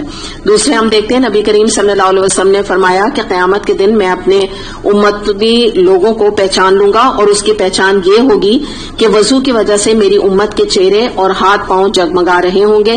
اسے مسلم نے روایت کیا۔ اور ایک اور مسلم میں حدیث آتی ہے کہ آپ صلی اللہ علیہ وسلم نے فرمایا کہ وضو کرنے سے انسان کے بدن کے سارے صغیرہ گناہ دھل جاتے ہیں، کبیرہ نہیں، صغیرہ گناہ دھل جاتے ہیں۔ اور پھر اللہ تعالیٰ نے یہاں فرمایا کہ اللہ تم پر زندگی کو تنگ کرنا نہیں چاہتا۔ مراد یہ ہے کہ اللہ تعالیٰ نے جو بھی تمہیں احکامات دیے ہیں آسان احکامات ہیں، کوئی شریعت ایسی مشکل نہیں ہے۔ ہاں دور سے تم جب تک دیکھتے رہو گے تمہیں شریعت مشکل لگے گی، جب تم ایک دفعہ آ کے بیٹھ جاؤ گے، اللہ کا کلام پڑھو گے، قرآن پڑھو گے، قرآن کے اندر شریعت پڑھو گے، تو تمہیں لگے گا یہ کام پاسبل ہے، ایسی کوئی مشکل چیز نہیں کہ میں نہ کر سکوں۔ تو اللہ نے فرما دیا کہ ہم تمہارے لیے آسانی چاہتے ہیں اور مشکل نہیں چاہتے۔ دوسرے یہاں جنابت کی حالت لکھی ہوئی ہے، تو جنابت میں ویسے تو یہ غسل فرض ہونے کی صورت ہوتی ہے جس میں شوہر اور بیوی کا تعلق، جمع اور احتلام آتا ہے، ویٹ ڈریم، لیکن اس کے علاوہ حیض اور نفاس کے بعد بھی غسل لینا واجب ہو جاتا ہے۔ اللہ نے تم کو جو نعمت عطا کی اس کا خیال رکھو، اور اس پختہ عہد و پیمان کو نہ بھولو جو اس نے تم سے لیا، یعنی تمہارا یہ قول کہ ہم نے سنا اور اطاعت قبول کی۔ اللہ سے ڈرو، اللہ دلوں کے راز تک جانتا ہے۔ اے لوگوں جو ایمان لائے ہو، اللہ کی خاطر راستی پر قائم رہنے والے اور انصاف کی گواہی دینے والے بنو۔ کسی گروہ کی دشمنی تم کو اتنا مشتعل نہ کر دے کہ انصاف سے پھر جاؤ، عدل کرو، یہ تقوی سے زیادہ مناسبت رکھتا ہے۔ اللہ سے ڈر کر کام کرتے رہو، جو کچھ تم کرتے ہو اللہ اس سے پوری طرح باخبر ہے۔ جو لوگ ایمان لائیں اور نیک عمل کریں، اللہ نے ان سے وعدہ کیا کہ ان کے خطاؤں سے درگزر کیا جائے گا اور انہیں بڑا اجر ملے گا۔ رہے وہ لوگ جو کفر کریں اور اللہ کی آیات کو جھٹلائیں تو وہ دوزخ میں جانے والے ہیں۔ اے لوگوں جو ایمان لائے ہو، اللہ کے اس احسان کو یاد کرو جو اس نے تم پر کیا، جبکہ ایک گروہ نے تم پر 10 ترازی کا ارادہ کر لیا تھا، مگر اللہ نے ان کے ہاتھ تم پر اٹھنے سے روک دیے۔ اللہ سے ڈر کر کام کرتے رہو، ایمان لانے والوں کو اللہ ہی پر بھروسہ کرنا چاہیے۔ اللہ نے بنی اسرائیل سے پختہ عہد لیا تھا اور ان میں 12 نقیب مقرر کیے تھے، اور ان سے کہا تھا میں تمہارے ساتھ ہوں۔ اگر تم نے نماز قائم رکھی، زکوٰۃ دی اور میرے رسولوں کو مانا اور ان کی مدد کی اور اپنے اللہ کو اچھا قرض دیتے رہے، تو یقین رکھو کہ میں تمہاری برائیاں تم سے زائل کر دوں گا اور تم کو ایسے باغوں میں داخل کروں گا جن کے نیچے نہریں بہتی ہوں گی۔ مگر اس کے بعد جن نے بھی تم میں سے کفر کی روش اختیار کی تو وہ در حقیقت اس نے سواء السبیل گم کر دی۔ سواء السبیل سے کیا مراد ہے؟ سیدھا راستہ، اسٹریٹ پاتھ، ہدایت کا راستہ۔ تو اس کے بارے میں ایک حدیث ہم دیکھتے ہیں۔ نبی کریم صلی اللہ علیہ وسلم نے ایک مرتبہ اپنے ہاتھ سے ایک خط کھینچا۔ خط کا کیا مطلب ہوتا ہے؟ ایک لائن کھینچی، یہ اور فرمایا کہ یہ اللہ کی راہ مستقیم ہے، پھر اس کے دائیں بائیں خط کھینچے اور فرمایا یہ ٹیڑھی راہیں ہیں، ان میں کوئی راہ خالی نہیں جس پر شیطان نہ ہو، اور وہ اپنی راہ کی طرف لوگوں کو بلاتا ہے۔ پھر آپ نے سورہ الانعام آیت نمبر 153 کی تلاوت کی کہ بے شک یہی میری سیدھی راہ ہے، تم اسی کی پیروی کرو اور دیگر راہوں پہ نہ چلنا کہ وہ تم کو میری راہ سے جدا کر دیں گی۔ اسے مسند احمد نے روایت کیا ہے۔ تو ہمیں یہ پتہ چلتا ہے کہ جو اسٹریٹ پاتھ ہے، جب ہم دنیا میں سیدھے راستے پر چلتے ہیں تو بیسکلی نبی کریم صلی اللہ علیہ وسلم کیا فرما رہے ہیں کہ تمہارے رائٹ اور لیفٹ اور آگے اور پیچھے ہر جگہ شیطان تمہیں اچکنے کے لیے، پکڑنے کے لیے بیٹھا ہے۔ تو اس میں یہ کہ اگر تمہیں جنت چاہیے، اگر تمہیں اللہ کی رضا چاہیے اور اچھا مقام چاہیے، فلاح چاہیے آخرت میں، تو تمہیں سیدھی راہ اختیار کرنی پڑے گی، اور جو راستے کی ڈیویشن ہے، شیطان تمہیں کبھی ادھر کھینچے گا کبھی ادھر کھینچے گا، اس سے تمہیں بچنے کی ضرورت ہے۔ اور بتایا کہ جس نے کفر کی راہ اختیار کی، یعنی اللہ کی باتوں کا کفر کیا، تو ظاہر ہے اس نے تو سیدھا راستہ کھو دیا، وہ تو لیفٹ میں ہی مڑتا چلا گیا۔ ایک دفعہ لیفٹ میں مڑا تو مڑتا ہی چلا گیا شیطان، پھر اس کو واپس سیدھے راستے پہ بڑی مشکل سے ہی آنے دیتا ہے۔ تو ایسا ہو ہی نہ جب ہم سیدھے راستے پر چل رہے ہیں، جیسے ہم سورہ فاتحہ میں اللہ سے کیا دعا کرتے ہیں، اہدنا الصراط المستقیم، اللہ تعالیٰ تو ہمیں سیدھا راستہ دکھا، تو اللہ نہ کرے ایک دفعہ بھی ہم کیوں بھٹکیں۔ تو اس بات کے لیے نبی کریم صلی اللہ علیہ وسلم نے یہاں نصیحت کی۔ پھر یہ ان کا اپنے عہد کو توڑ ڈالنا تھا، جس کی وجہ سے ہم نے ان کو اپنی رحمت سے دور پھینک دیا اور ان کے دل سخت کر دیے۔ اب یہاں پہ ہم دیکھتے ہیں کہ قلوبہم قاسیہ، دل سخت ہونے کی نشانی کیا ہے، یا آپ سمجھ لیجئے کہ وہ کون سی چیزیں ہیں جس سے دل سخت ہو جاتے ہیں۔ مثال کے طور پہ گناہ کرنا اور گناہ کر کے اس پہ اصرار کرنا، جیسے ابلیس نے، شیطان نے کیا تھا کہ ایک تو اللہ کی نافرمانی کی اور پھر اپنی نافرمانی پر اڑ گیا، اپنی غلطی نہیں مانی۔ دوسری بات یہ کہ سخت دل ہونے کی یہ بھی نشانی ہے کہ انسان قرآن پڑھے اور قرآن پڑھنے اور سمجھنے کے باوجود، اللہ کی آیتیں سامنے آنے کے باوجود بھی اس کے اوپر اثر نہ ہو یا اس کی آنکھوں میں آنسو نہ آئے۔ تو ہو سکتا ہے یہ کیفیت مجلس میں نہ آئے، لیکن جب آپ اکیلے میں قرآن پڑھتے ہیں اور اس کے معنی جاننے کی کوشش کرتے ہیں تو کبھی تو ان آنکھوں سے اللہ کے لیے بھی آنسو آنا چاہیے نا۔ کبھی اللہ کی محبت میں آنسو آئے جب قرآن کی انسان تلاوت کرے، چلیں کبھی کوئی اللہ کے سامنے اپنے گناہ یاد آ جائیں تو اس کی وجہ سے آئے، کبھی جنت کی آیات انسان پڑھے تو خیال آئے کہ دیکھو اللہ نے، میں کیسا ہوں اور اللہ نے کتنا اچھا مقام میرے لیے رکھا ہوا ہے، کتنا پیارا میرا رب ہے۔ تو یہ آنکھوں کا آنسو آنا اور قرآن پڑھنے کا معاملہ، یہ دونوں چیزیں انٹر کنیکٹڈ ہیں۔ ایسا ہو نہیں سکتا کہ انسان قرآن پڑھے اور اس کے آنکھوں میں آنسو نہ آئے، اور اگر ایسی بات ہے تو اس کے بارے میں ایک آدمی نے نبی کریم صلی اللہ علیہ وسلم سے اپنے دل کی سختی کا ذکر کیا تو آپ صلی اللہ علیہ وسلم نے فرمایا کہ تم یتیم کے سر پر شفقت کا ہاتھ پھیرا کرو اور مسکینوں کو کھانا کھلایا کرو، اسے مشکات نے روایت کیا۔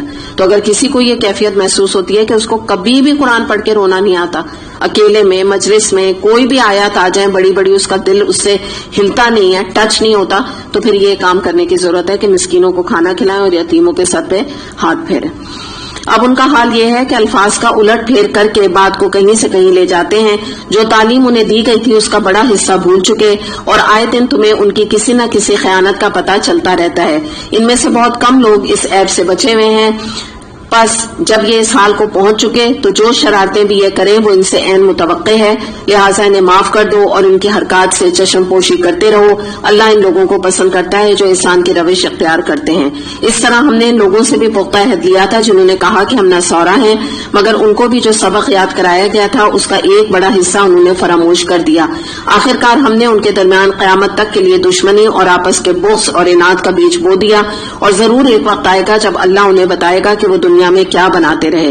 اے اہل کتاب، ہمارا رسول تمہارے پاس آ گیا جو کتاب الہی کی بہت سی ان باتوں کو تمہارے سامنے کھول رہا ہے جن پر تم پردہ ڈالا کرتے تھے، اور بہت سی باتوں سے درگزر بھی کر جاتا ہے۔ تمہارے پاس اللہ کی طرف سے روشنی آ گئی، اور یہ ایسی حق نما کتاب ہے جس کے ذریعے سے اللہ تعالیٰ ان لوگوں کو جو اس کی رضا کے طالب ہیں سلامتی کے طریقے بتاتا ہے، اور اپنے اذن سے ان کو اندھیروں سے نکال کر اجالے کی طرف لاتا ہے اور راہ راست کی طرف ان کی رہنمائی کرتا ہے۔ یہاں پہ ہم دیکھتے ہیں کہ جو کتاب کا ذکر کیا جا رہا ہے تو علی رضی اللہ عنہ سے روایت ہے کہ وہ کہتے ہیں کہ نبی کریم صلی اللہ علیہ وسلم نے فرمایا کہ عنقریب وہ وقت آنے والا ہے جب فتنے برپا ہوں گے۔ تو علی رضی اللہ عنہ نے عرض کیا کہ یا رسول اللہ صلی اللہ علیہ وسلم، ان فتنوں سے بچنے کا کیا طریقہ ہے؟ تو آپ صلی اللہ علیہ وسلم نے فرمایا کہ قرآن پر عمل، اسے دارمی نے روایت کیا ہے. اور آپ سمجھ لیں کہ یہ واحد یہ رسی ہے قرآن کی کہ جس سے ہم دنیا کے تمام فتنوں سے، تمام آزمائشوں سے، تمام مشکلات سے بچ سکتے ہیں.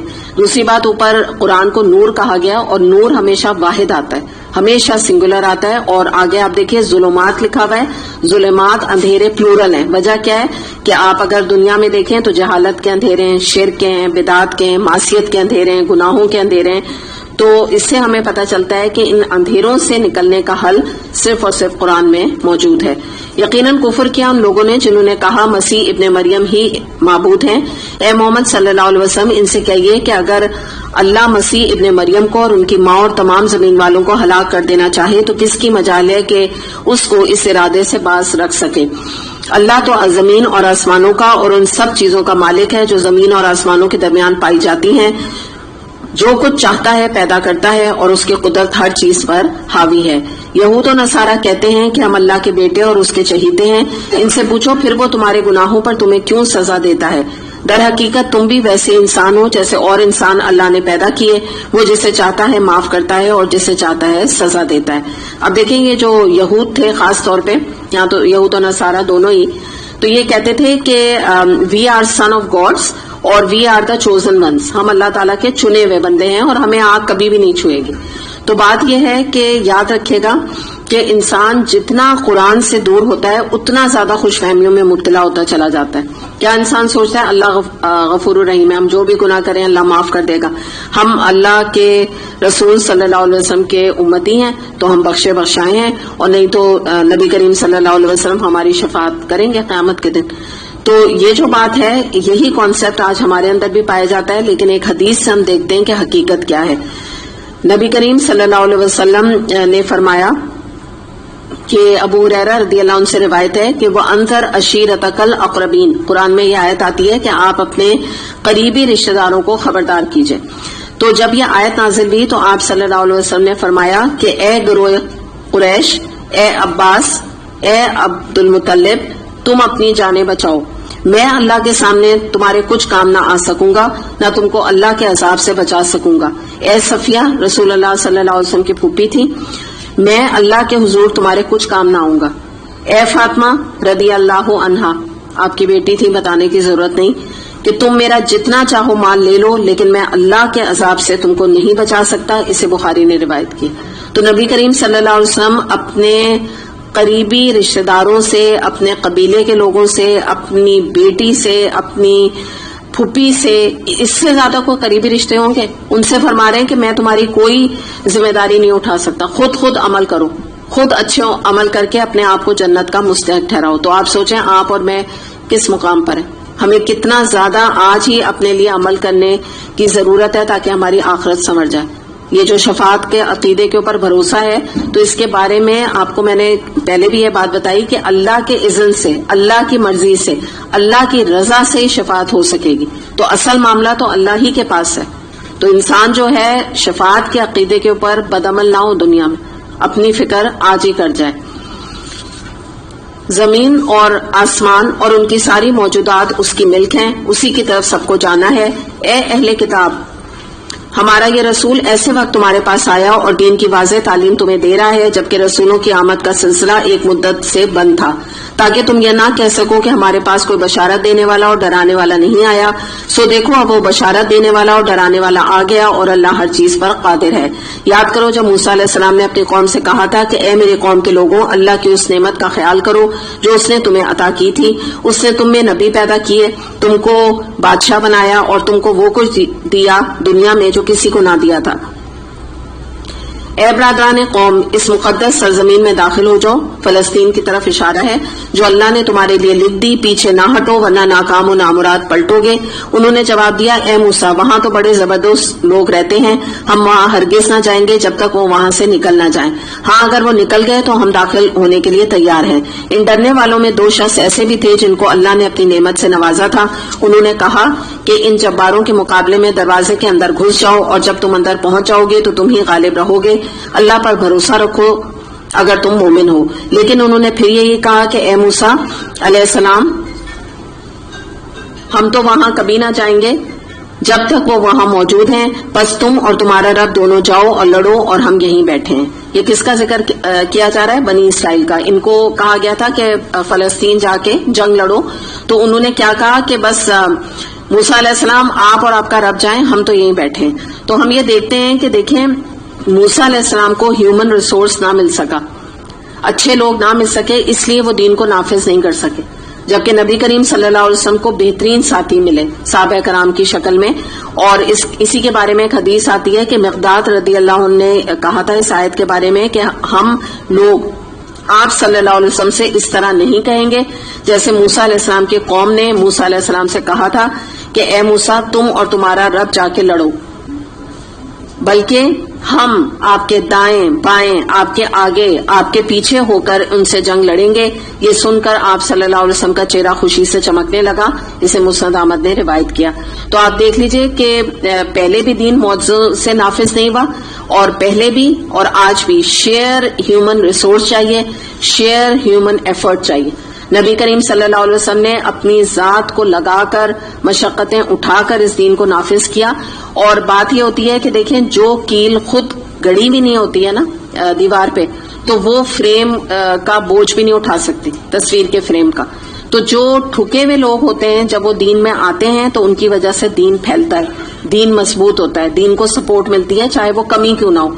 اور اگر ٹوٹے پھوٹے لوگ آ جائیں دین میں, جو کہ جس کو کہتے ہیں نا کہ کمزور ایمان والے ہوں, تو پھر کیا ہوتا ہے کہ دین کا جو مقصد ہوتا ہے, جو روح ہوتی ہے, وہ نہیں مکمل ہو پاتی. اور دوسری بات کیا ہوتا ہے کہ ٹوٹے پھوٹے لوگ دین کو اور زیادہ نقصان پہنچاتے ہیں, جیسے ہم یہاں پر دیکھ رہے ہیں کہ بنی اسرائیل جیسے تھے کہ کوئی بات جو ہے اپنے رسول کی, موسیٰ علیہ السلام کی نہیں مانتے تھے کیونکہ کمزور ایمان ان کے اندر موجود تھا, تو انہوں نے کبھی بھی موسیٰ علیہ السلام کے وقت آنے پر کبھی مدد نہیں کی, کبھی جہاد نہ کیا.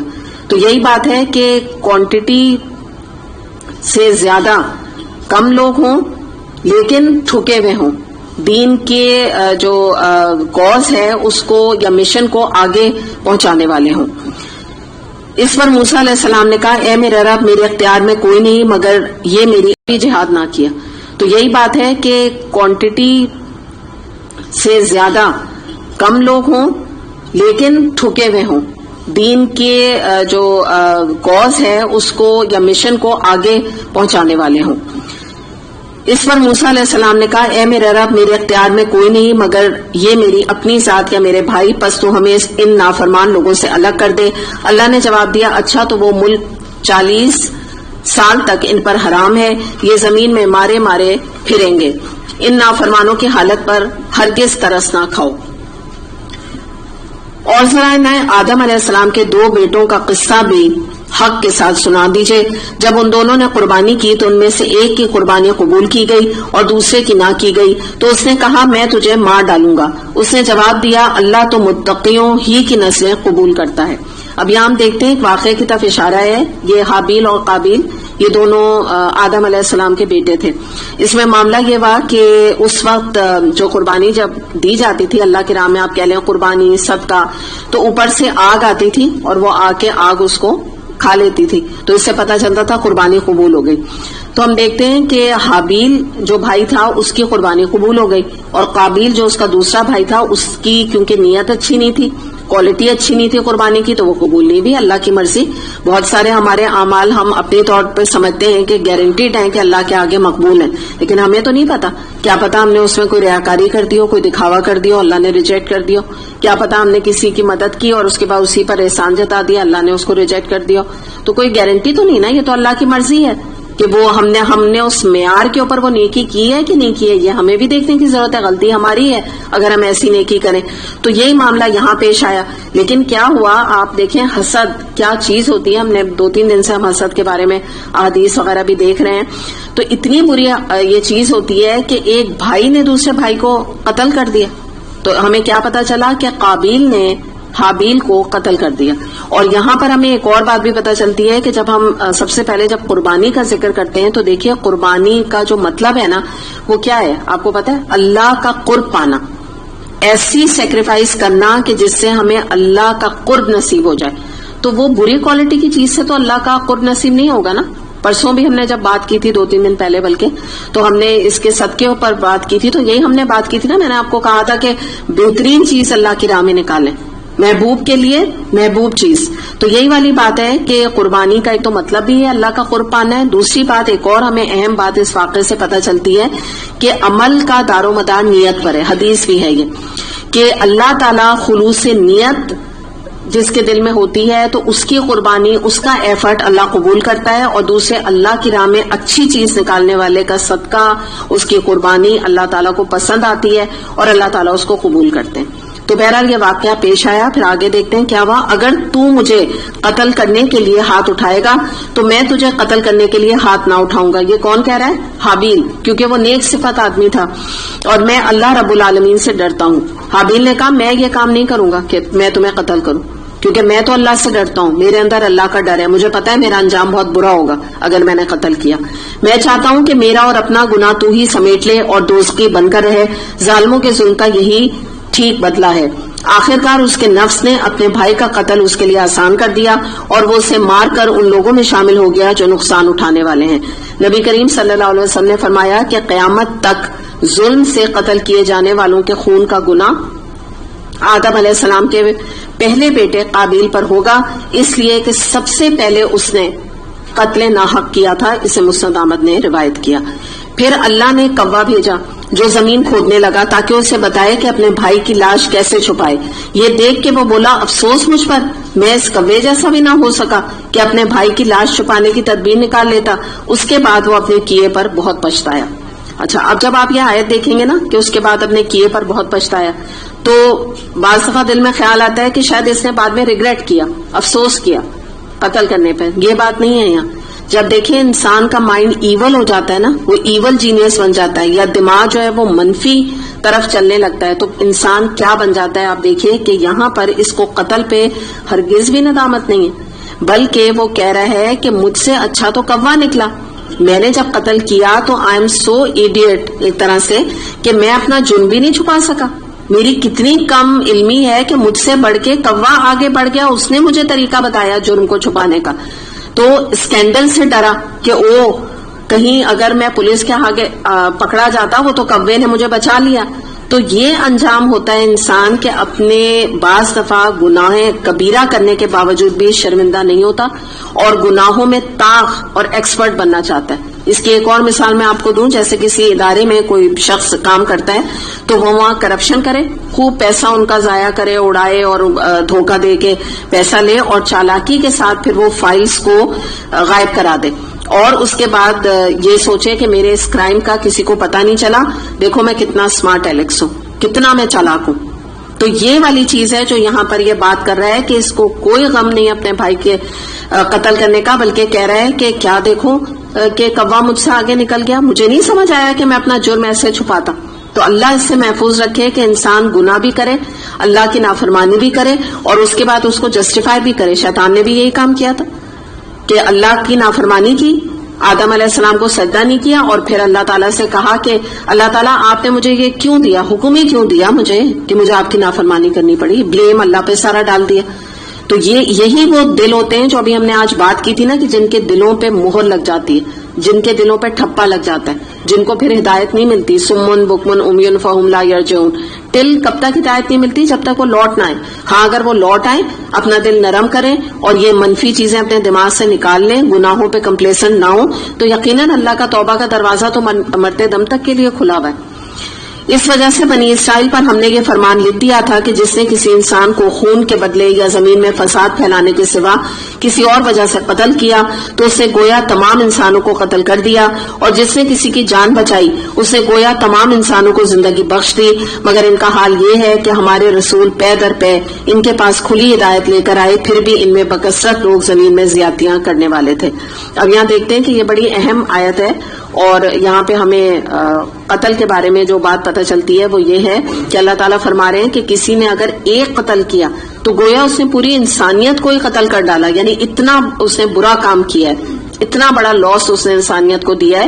تو اس کو جب ہم دیکھتے ہیں تو اس کے اندر سوسائڈ بامبنگ آ گئی، ٹارگٹ کلنگ آ گئی، اسنیچنگ آ گئی، گن پوائنٹ کے اوپر ڈکیتیاں جو لوگ کرتے ہیں، لوگوں کو مارتے ہیں اور قتل کر دیتے ہیں، لڑکیوں کو مار دیتے ہیں، مختلف قسم کے مرڈرز گاؤں میں آپ دیکھیے بات بات پہ قتل کر دیا جاتا ہے. شوہر اور بیوی کا جھگڑا ہوا، شوہر نے بیوی کو قتل کر دیا، تیزاب منہ پہ ڈال دیا. تو یہ سب چیزیں اس کے اندر آتی ہیں کہ اللہ تعالیٰ فرما رہے ہیں کہ یہ زیادتی کرنے والے لوگ ہیں، یہ بہت ہی غلط کام ہے جو وہ اس کو اختیار کرتے ہیں. اور پھر آپ دیکھیے اگلی آیت میں اللہ تعالیٰ نے فرمایا جس نے کسی کی جان بچائی اس نے گویا پوری انسانیت کو بچا لیا.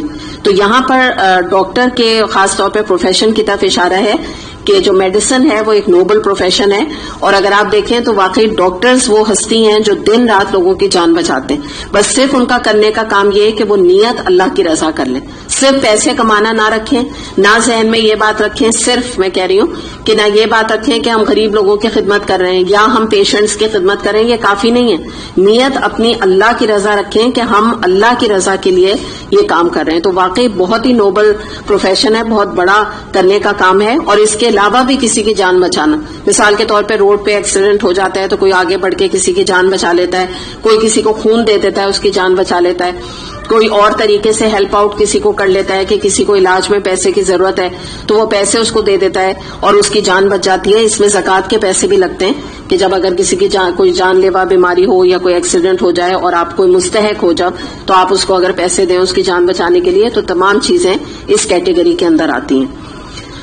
جو لوگ اللہ اور اس کے رسول سے لڑتے ہیں اور زمین میں اس کے لیے تگ و دو کرتے پھرتے ہیں کہ فساد برپا کریں، ان کی سزا یہ ہے کہ قتل کیے جائیں یا سولی چڑھائے جائیں یا ان کے ہاتھ اور پاؤں مخالف سمتوں سے کاٹ لیے جائیں یا وہ جلا وطن کر دیے جائیں. یہ ذلت اور رسوائی تو ان کے لیے دنیا میں ہے اور آخرت میں اس سے بڑی سزا ہے.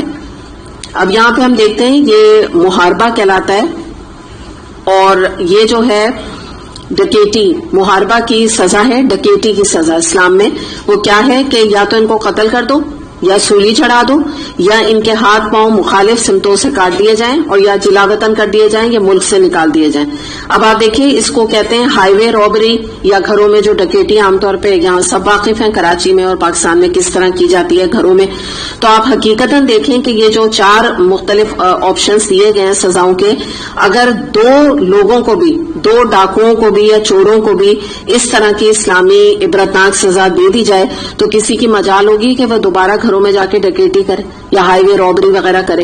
تو اسلام کی ہمدردی جو ہے وہ کرمنلز کے ساتھ نہیں ہے، اسلام کی ہمدردی وکٹم کے ساتھ ہے.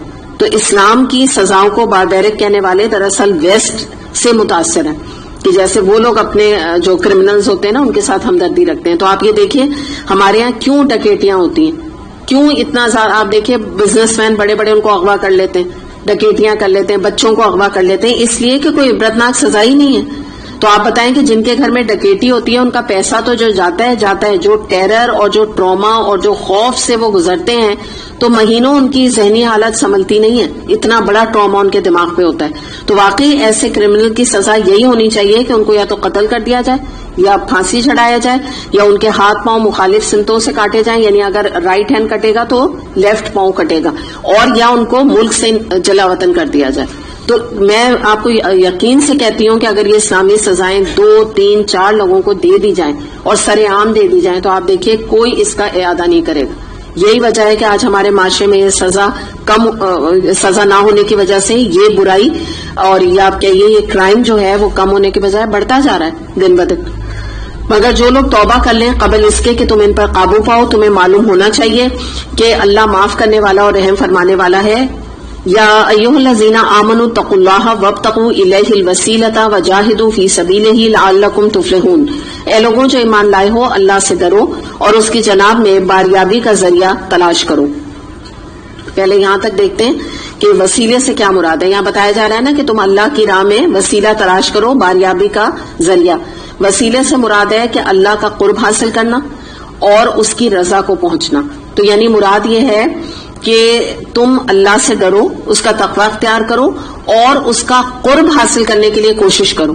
اللہ کا قرب کیسے حاصل کیا جائے گا؟ اس کے پسندیدہ کام کر کے، اور اس کی رضا تک پہنچو. اس کی رضا تک کیسے پہنچا جائے گا؟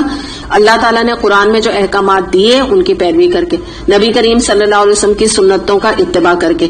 تو یہ وہ وسیلہ ہے جو ہمیں اختیار کرنے کی ضرورت ہے. تو پتہ کیا چلا کہ بیسکلی قرآن اور حدیث کے اندر جو احکامات آتے ہیں ان کی پیروی کر کے ہی ہم اللہ کا قرب حاصل کر سکتے ہیں. تو یہاں پہ ہمیں پتہ چلتا ہے، ایک حدیث ہمیں ملتی ہے، نبی کریم صلی اللہ علیہ وسلم نے فرمایا کہ وسیلہ اللہ کے ناموں اور اپنے نیک عمل کا بنایا جا سکتا ہے، اسے بخاری نے روایت کیا. تو آپ کے پاس اگر کارڈ نہیں ہے تو یہاں پہ موجود ہیں، اللہ تعالیٰ کے 99 ناموں کے کارڈ موجود ہیں. تو آپ کو اگر کبھی کوئی پریشانی آتی ہے، اللہ محفوظ رکھے، لیکن ہم سب گزرتے ہیں، کبھی کوئی بیماری ہے، کوئی پریشانی ہے، کوئی آزمائش ہے، کوئی دعا ایسی آپ کی قبول نہیں ہو رہی ہے، تو اس صورت میں آپ کیا کریں کہ یہ کارڈ لیں، اللہ تعالیٰ کے ناموں کو ایک دفعہ اچھی طرح سے دل کے ساتھ ان کو آپ پڑھیں، اور اس کے بعد جو آپ کے دل کی دعا ہے آپ اللہ سے کریں. اور اس کا ایک اور طریقہ یہ ہوتا ہے کہ کچھ اللہ کے ناموں کو آپ سلیکٹ کر لیں، جیسے آپ کہیں یا ذوالجلال والاکرام، یا ذوالجلال والاکرام، یا ودود، یا رحیم، یا رحمان، ٹھیک ہے، اس طرح کر کے اللہ کے نام لے کر اور پھر آپ دعا مانگیں. تو دونوں طریقے جو ہیں یہ سنت سے ثابت ہیں، اور دعا کی قبولیت بھی اللہ کا نام جب پہلے لیا جاتا ہے تو بڑھ جاتی ہے. تو یہ آپ کثرت کے ساتھ یہ کام کر سکتے ہیں. اور ویسے بھی جو اللہ تعالیٰ اس کے بارے میں آتا ہے، اللہ کے ناموں کے بارے میں، کہ جو ان کو یاد کرے، حدیث میں آتا ہے تو وہ اس کو جب یاد کر لیتا ہے تو وہ جنت میں اس کا داخلہ ہے. اس کے علاوہ ہم یہ دیکھتے ہیں کہ ہمارے معاشرے میں جو وسیلہ پایا جاتا ہے وہ کیا ہے کہ انبیاء کو، پیروں کو، اولیاء کو وسیلہ بنایا جاتا ہے نا دعاؤں میں، کہ ان کے وسیلے سے اللہ تو ہماری دعا قبول کرو. تو ایون نماز میں نبی کریم صلی اللہ علیہ وسلم کے وسیلے سے بھی دعا نہیں مانگنی چاہیے، صرف اور صرف اللہ کے ناموں کو وسیلہ بنائیں، جو بات میں آپ کو بتا رہی ہوں. اس کے علاوہ ہمیں جب ہم اذان ہو جاتی ہے تو اس کے بعد ایک مسنون دعا ہے جو پڑھی جاتی ہے، تو اس میں الوسیلہ و الفضیلہ آتا ہے. تو کچھ مفسرین کا کہنا یہ ہے کہ یہاں مراد یہ ہے کہ یہ جنت کے 2 درجات ہیں، الوسیلہ اور الفضیلہ. نبی کریم صلی اللہ علیہ وسلم کو یہ اعلیٰ درجات ملیں گے. تو یہ جو دعا ہم مانگتے ہیں اس کے اذان کے بعد، تو اس میں دراصل ہم یہی دعا کرتے ہیں کہ اللہ تعالیٰ تو نبی کریم صلی اللہ علیہ وسلم کو یہ مقام ادا کر. اور یہ مقام جو ہے وہ مقام شفاعت بھی کہا جاتا ہے. اور دوسری بات یہ کانسیپٹ رکھنا کہ اگر ہم اللہ سے ڈائریکٹ مانگیں گے تو وہ دعا اتنی قبول نہیں ہوگی، جب تک ہم وسیلہ نہیں بنائیں گے تو دعا نہیں قبول ہوگی. تو یہ ایک بالکل غلط نظریہ ہے. آپ سمجھ لیں کہ جب ڈائریکٹ ڈائلنگ اللہ سے موجود ہے تو ہمیں کیا ضرورت ہے کہ ہم آپریٹر سے کہہ کے فون ملوائیں. بالکل ایسی بات ہے نا. اور اللہ تعالیٰ فرماتے ہیں، یہ سورہ قوف آیت نمبر 16 میں آتا ہے، وَنَحْنُ أَقْرَبُ إِلَيْهِ مِنْ حَبْلِ الْوَرِيدِ، اور ہم شہرک سے بھی زیادہ اس کے قریب ہیں، انسان کے شہرک سے بھی زیادہ قریب ہیں. تو اللہ تعالیٰ خود فرما رہا ہے میں قریب ہوں، تو مجھ سے دعا مانگو نا، تم کیوں دوسرے طریقے یا دوسرے لوگوں کو تلاش کرتے پھرتے ہو. تو بہرحال ہمارے معاشرے میں جو بات ہے وہ بہت عام ہے، پیروں سے، فقیروں سے ان کا وسیلہ بنانا. تو یہ یاد رکھیے گا، ذاتی نیکیاں دوسروں کو جو ہے وہ فائدہ دینے والی نہیں ہے، تو اس سے ہمیں بچنے کی ضرورت ہے. اور آگے آیت میں آ رہا ہے، اور اس کی راہ میں جدوجہد کرو، وجاہدوا فی سبیلہ لعلکم تفلحون، شاید کہ تمہیں کامیابی نصیب ہو جائے. تو اب یہاں ہم دیکھتے ہیں کہ جدوجہد سے کیا مراد ہے. اللہ تعالیٰ کیا فرما رہے ہیں کہ تم جہاد کرو میرے راستے میں. تو اس کو ہم یہ دیکھتے ہیں کہ دیکھیں حقیقت یہ ہے کہ یہاں پہ اب جو بات ہم کرنے جا رہے ہیں جہاد کی، تو جو مومن ہوتا ہے اور ایک مسلمان ہوتا ہے. مسلمان جو ہے نا وہ بس کلمہ پڑھ کر اور اسلام میں داخل ہو جاتا ہے. مومن وہ کب بنتا ہے کہ جب وہ مکمل طور پہ اپنی ذات کے اوپر اسلام کو نافذ کر لیتا ہے، اللہ تعالیٰ کی اطاعت شروع کر دیتا ہے. تو یہاں پہ مومن کا ذکر ہے کہ جب مومن کی جو زندگی ہوتی ہے وہ جہاد سے پر زندگی ہوتی ہے. تو ہوتا کیا ہے کہ جب ایک زندگی ایک مومن گزار رہا ہوتا ہے، اس میں ایک طرف ابلیس شیطان کے لشکر موجود ہوتے ہیں جو اس کو اپنی طرف کھینچ رہے ہوتے ہیں، دوسری طرف انسان کا اپنا نفس ہوتا ہے، پھر اس کی سرکش خود کی بھی، انسان کے اندر کی سرکش خواہشات بھی ہو سکتی ہیں. پھر معاشرے میں رہتے ہوئے اس کا انٹریکشن بہت سارے ایسے لوگوں کے ساتھ پڑتا ہے جو دین سے دور ہوتے ہیں، قرآن سے دور ہوتے ہیں، وہ اس کو اپنی طرف کھینچنے کی کوشش کرتے ہیں. پھر یہ ہوتا ہے کہ ایک معاشرے میں رہتے ہوئے وہ دیکھتا ہے کہ بہت سی غلط مذہبی جو رسومات ہیں وہ معاشرے میں پائی جاتی ہیں، کوئی بدعت کر رہا ہے، کوئی شرک پرستی میں مبتلا ہے. پھر کچھ ہم دیکھتے ہیں کہ سیاسی نظام ایسے ہمیں نظر آتے ہیں اپنی گورنمنٹ میں جو کہ اللہ کی بغاوت پہ قائم ہوتے ہیں، جیسے سود ہمارے ملک میں حلال ہے. تو یہ تمام چیزیں جب انسان دیکھتا ہے تو یہ جتنے بھی پریشرز ہیں، یہ سب، یا آپ پریشرز کہہ لیجئے یا فیکٹرز کہہ لیجئے، کہ یہ انسان کو بندگی حق کے بجائے باطل کی بندگی کرنے کے اوپر اکساتے ہیں. تو ہوتا یہ ہے کہ یہ جتنے لوگ ہیں نا، ان کے ٹیکٹکس مختلف ہیں، لیکن ان سب کی کوشش کیا ہے کہ ایک انسان کو اللہ کے بجائے اپنا مطیع بنا لے، اپنا فرما بردار بنا لے. لہذا جنت تک پہنچنا پاسبل نہیں ہے انسان کے لیے جب تک وہ یہ تمام پریشرز جس کا بھی ذکر کیا گیا ان کے خلاف جنگ نہ لڑے، جہاد نہ کرے. جتنا وہ جہاد کرے گا، جتنا اسٹرگل کرے گا ان تمام فیکٹر سے، ان تمام آپ سمجھ لیجیے آزمائشوں سے، تو جیسے جیسے وہ ان رکاوٹوں کو عبور کرتا جائے گا اتنا زیادہ وہ اللہ کی راہ میں آگے بڑھتا چلا جائے گا. اور اس بات کو ایک اور طریقے سے بھی سمجھ لیں، ایزی کر کے بھی بات میں سمجھا دوں. اس میں معاشرے کے پریشرز کا ذکر ہے. کس طرح میں اگزامپل دے دیتی ہوں. جیسے آپ دیکھیں کہ کہیں عورت کوئی حجاب کر رہی ہے تو خاندان میں اس کے حجاب کا مذاق اڑ رہا ہے، کہیں کوئی بدعت کا حکم دے رہا ہے، کہیں کوئی جو ہے وہ شرک پرستی کی طرف لے کے جانا چاہ رہا ہے. خاندان والے کہہ رہے ہیں کہ چلو تم شرک کرو، فلاں مزار میں چلو، کوئی کہہ رہا ہے کہ بدعت کرو، فلاں فلاں جو ہے وہ مثال کے طور پہ تیجا کرو، 40واں کرو، اس قسم کی چیزیں.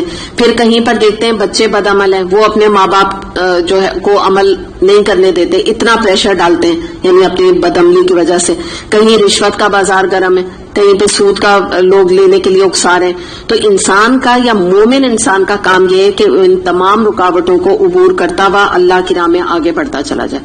یہ پریشر تو آئیں گے، آپ خود بھی اس کے گواہ ہیں. جب ہم دنیا میں رہتے ہیں کون ایسا ہے جس پہ یہ سب پریشر نہیں آتے؟ تو مراد کیا ہے کہ اللہ تعالیٰ فرما رہے ہیں کہ تم جہاد کرو ان پریشر سے، اسٹرائیو کرو، کوشش کرو اور ان تمام رکاوٹوں کو عبور کر جاؤ. خوب جان لو کہ جن لوگوں نے کفر کا رویہ اختیار کیا، اگر ان کے قبضے میں ساری زمین کی دولت ہو اور اتنی ہی اس کے ساتھ، اور وہ چاہیں کہ اسے فدیے میں دے دیں کہ روز قیامت کے عذاب سے بچ جائیں، تب بھی وہ ان سے قبول نہ کی جائے گی اور انہیں دردناک سزا مل کر رہے گی. وہ چاہیں گے کہ دوزخ کی آنکھ سے نکل بھاگیں مگر نہ نکل سکیں گے اور انہیں قائم رہنے والا عذاب دیا جائے گا. تو بات یہی ہے کہ جب آج کا وقت ہے، آج اللہ نے ہمیں مہلت دی ہوئی ہے، وہ بھی اللہ جانے کتنی ہے، تو جو بھی مہلت ہے اس میں آج ہم اپنے آپ کو ٹرانسفارم کر لیں، صحیح معنوں میں اپنے آپ کو مومن بنا لیں. کیونکہ کل جو ہے اللہ کے سامنے پیش ہو کے انسان کتنا ہی پچھتاوے کا اظہار کرے، کتنے ہی ریگریٹ کرے، کتنے ہی اللہ سے خوشامد کرے کہ اللہ مجھے دنیا میں دوبارہ بھیج دے، یا اللہ تعالیٰ کو فدیہ یعنی دولت دینے کی کوشش کرے کہ آپ یہ دولت لے کے مجھے چھوڑ دیں. تو اللہ تعالیٰ فرما رہے ہیں کہ وہ دوزخ کی آگ سے نکل نہیں سکیں گے. ایک دفعہ جو فیصلہ ہو گیا اللہ تعالیٰ اس کو چینج نہیں کرے گا، کیونکہ اللہ تعالیٰ نے ہمیں کوئی 60 70 80 سال کی عمر دنیا میں کم دی تھی کہ ہم دین کی طرف لوٹ کے نہ آ جائیں. کتنے گناہ کی گنجائش اللہ نے رکھی ہوئی، کتنے گناہ کرنے کے باوجود بھی مرنے سے پہلے پہلے جب تک موت کا گھنگرو گلے میں نہیں بول جاتا اس وقت تک بھی اللہ تعالیٰ توبہ قبول کرتا ہے. تو اس کے باوجود اگر کچھ لوگ اتنے گناہوں کے پوٹلے لے کے اللہ کے سامنے حاضر ہو گئے تو آپ مجھے بتائیں نا پھر اللہ تعالیٰ جسٹیفائڈ ہے؟ اس دن تو جو ہے وہ ہے ہی نہیں دارالعمل کی بات نا. دارالامتحان تو یہ دنیا ہے، دارالعمل تو یہ دنیا ہے، وہاں تو دارالجزا ہے. ٹائم از اپ، ٹائم جس کو ہم یہاں پر پیپر کر رہے تو ہم کہتے ہیں نا ٹائم از اپ، بس چلو پیپر دے دو، ٹائم ختم ہو گیا. تو اس کے بعد ٹائم نہیں دیا جاتا ہے. تو ویسے قیامت والے دن ٹائم بیکار میں ایکسیڈ کر کے نہیں دیا جائے گا. اور چور خواہ عورت ہو یا مرد دونوں کے ہاتھ کاٹ دو، یہ ان کی کمائی کا بدلہ ہے اور اللہ کی طرف سے عبرتناک سزا. اللہ کی قدرت سب پر غالب ہے اور وہ دانا اور بینا ہے. پھر جو ظلم کرنے کے بعد توبہ کریں اور اپنی اصلاح کر لیں تو اللہ کی نزل عنایت پھر اس پر مائل ہو جائے گی. اللہ بہت درگزر کرنے والا اور رحم فرمانے والا ہے. یہاں قطع ید کا ذکر ہے، چوری کی سزا. اور قطع ید یہاں سے یہ جو پونچھے ہوتے ہیں نا ہاتھ کے، یہاں سے جو ہے ہاتھ کو کاٹا جاتا ہے. تو اس کا ذکر یہاں پہ کیا گیا. اور یہ چیز بھی آپ یہ دیکھ لیجئے کہ اگر آج حقیقت میں ہمارے معاشرے میں چوری کرنے والوں کا قطع ید ہاتھ کاٹ دیا جائے تو آپ دیکھیے کتنے لوگ جو ہے پھر چوری کریں گے. کیونکہ اس کی برکت آپ کو سعودی عرب میں نظر آئے گی کہ یہ قانون سعودیہ میں اور مکہ اور مدینہ وغیرہ میں قائم ہے. اور وہاں آپ نے کبھی کسی کو دیکھا کہ اس کا ہاتھ کٹا ہوا ہے؟ تو ہم یہ سمجھ رہے ہیں کہ وہ کاٹ نہیں رہے، یہ مسئلہ نہیں ہے. وہاں تو یہ قانون نافذ ہے. بات یہ ہے کہ وہاں اس ڈر سے کوئی چوری نہیں کرتا، کیونکہ کون یہ ہمت کرے گا کہ اس کا یہاں سے ہاتھ کاٹ دیا جائے پونچھوں سے. آپ خود سوچیں.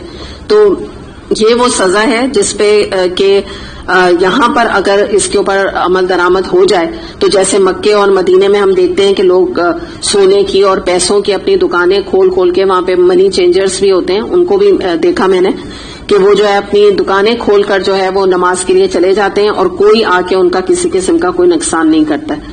تو بہرحال یہ جو چیز ہے اس کے بارے میں ہم دیکھ لیتے ہیں کہ اسلام میں جو معمولی چوریاں ہیں نا، مثال کے طور پہ کسی نے کوئی پھل چوری کر لیا، کوئی یہ پکا ہوا کھانا چوری کر لیا تو اس کے اوپر قطعیت نہیں ہے، یہ بات یاد رکھیے گا. قطعیت جو ہے وہ بڑی قسم کی چوریوں وغیرہ کے اوپر نافذ ہوتی ہے. کیا تم جانتے نہیں کہ اللہ زمین اور آسمانوں کی سلطنت کا مالک ہے، جسے چاہے سزا دے اور جسے چاہے معاف کر دے، اور وہ ہر چیز کا اختیار رکھتا ہے.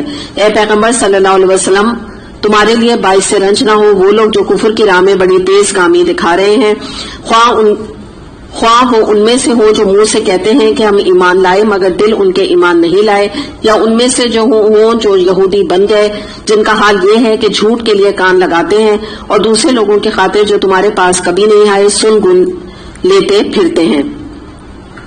کتاب اللہ کے الفاظ کو ان کا صحیح محل متعین ہونے کے باوجود اصل معنی سے پھیرتے ہیں، اور لوگوں سے کہتے ہیں کہ اگر تمہیں یہ حکم دیا جائے تو مانو نہیں تو نہ مانو. جسے اللہ ہی نے فتنے میں ڈالنے کا ارادہ کر لیا اس کو اللہ کی گرفت سے بچانے کے لیے تم کچھ نہیں کر سکتے. یہ وہ لوگ ہیں جن کے دلوں کو اللہ نے پاک کرنا نہ چاہا، اور ان کے لیے دنیا میں رسوائی ہے اور آخرت میں سخت سزا. یہاں جو بات ہو رہی ہے کہ یہ ان کا حال یہ کہ جھوٹ کے لیے کان لگاتے ہیں، تو اس کو ہم یہ دیکھتے ہیں کہ اس کا مطلب یہ ہے کہ نبی کریم صلی اللہ علیہ وسلم اور مسلمانوں کی مجلسوں میں یہ آپ سمجھ لیجیے منافق ہیں یا یہ کفار ہیں، یہ آ کے بیٹھتے تھے کہ یہاں دیکھیں کیا ہو رہا ہے، کیا باتیں کی جا رہی ہیں، اور ان باتوں کو یعنی نبی کریم صلی اللہ علیہ وسلم کی باتوں کو الٹے معنی پہناتے تھے اور اپنی طرف سے غلط باتیں ایڈ کر کے کچھ سبٹریکٹ کر کے باہر نکل کر جا کر نبی کریم صلی اللہ علیہ وسلم اور مسلمانوں کو بدنام کرتے تھے اور کہتے تھے دیکھو یہ دین کیسا ہے، آؤٹ آف کانٹیکسٹ باتوں کو کوٹ کرتے تھے. تو یہ بات بتائی جا رہی ہے کہ بڑے جھوٹ کے بولنے والے ہیں.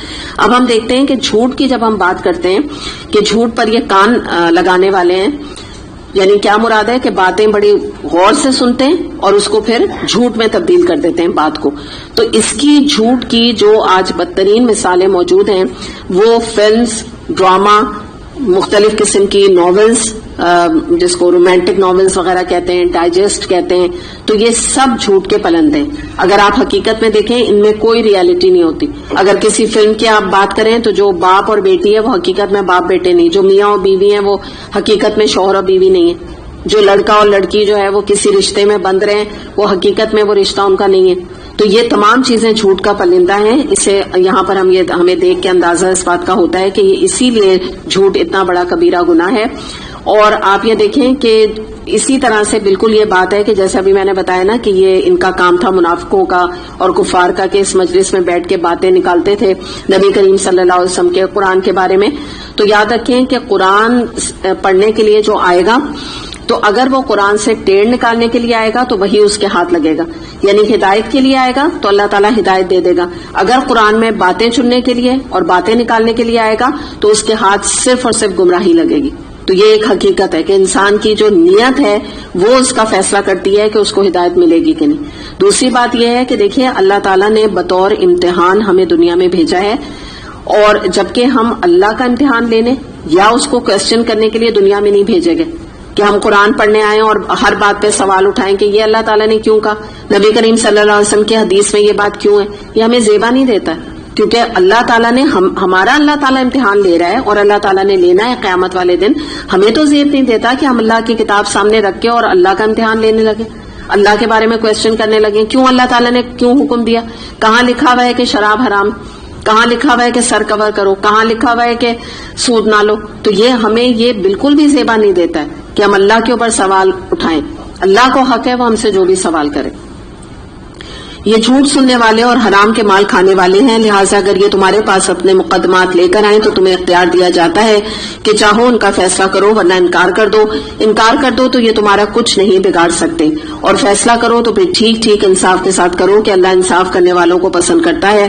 اور یہ تمہیں کیسے حکم بناتے ہیں جبکہ ان کے پاس تورات موجود ہے جس میں اللہ کا حکم لکھا ہوا ہے، اور پھر یہ اس سے منہ موڑ رہے ہیں. اصل بات یہ ہے کہ یہ لوگ ایمان ہی نہیں رکھتے.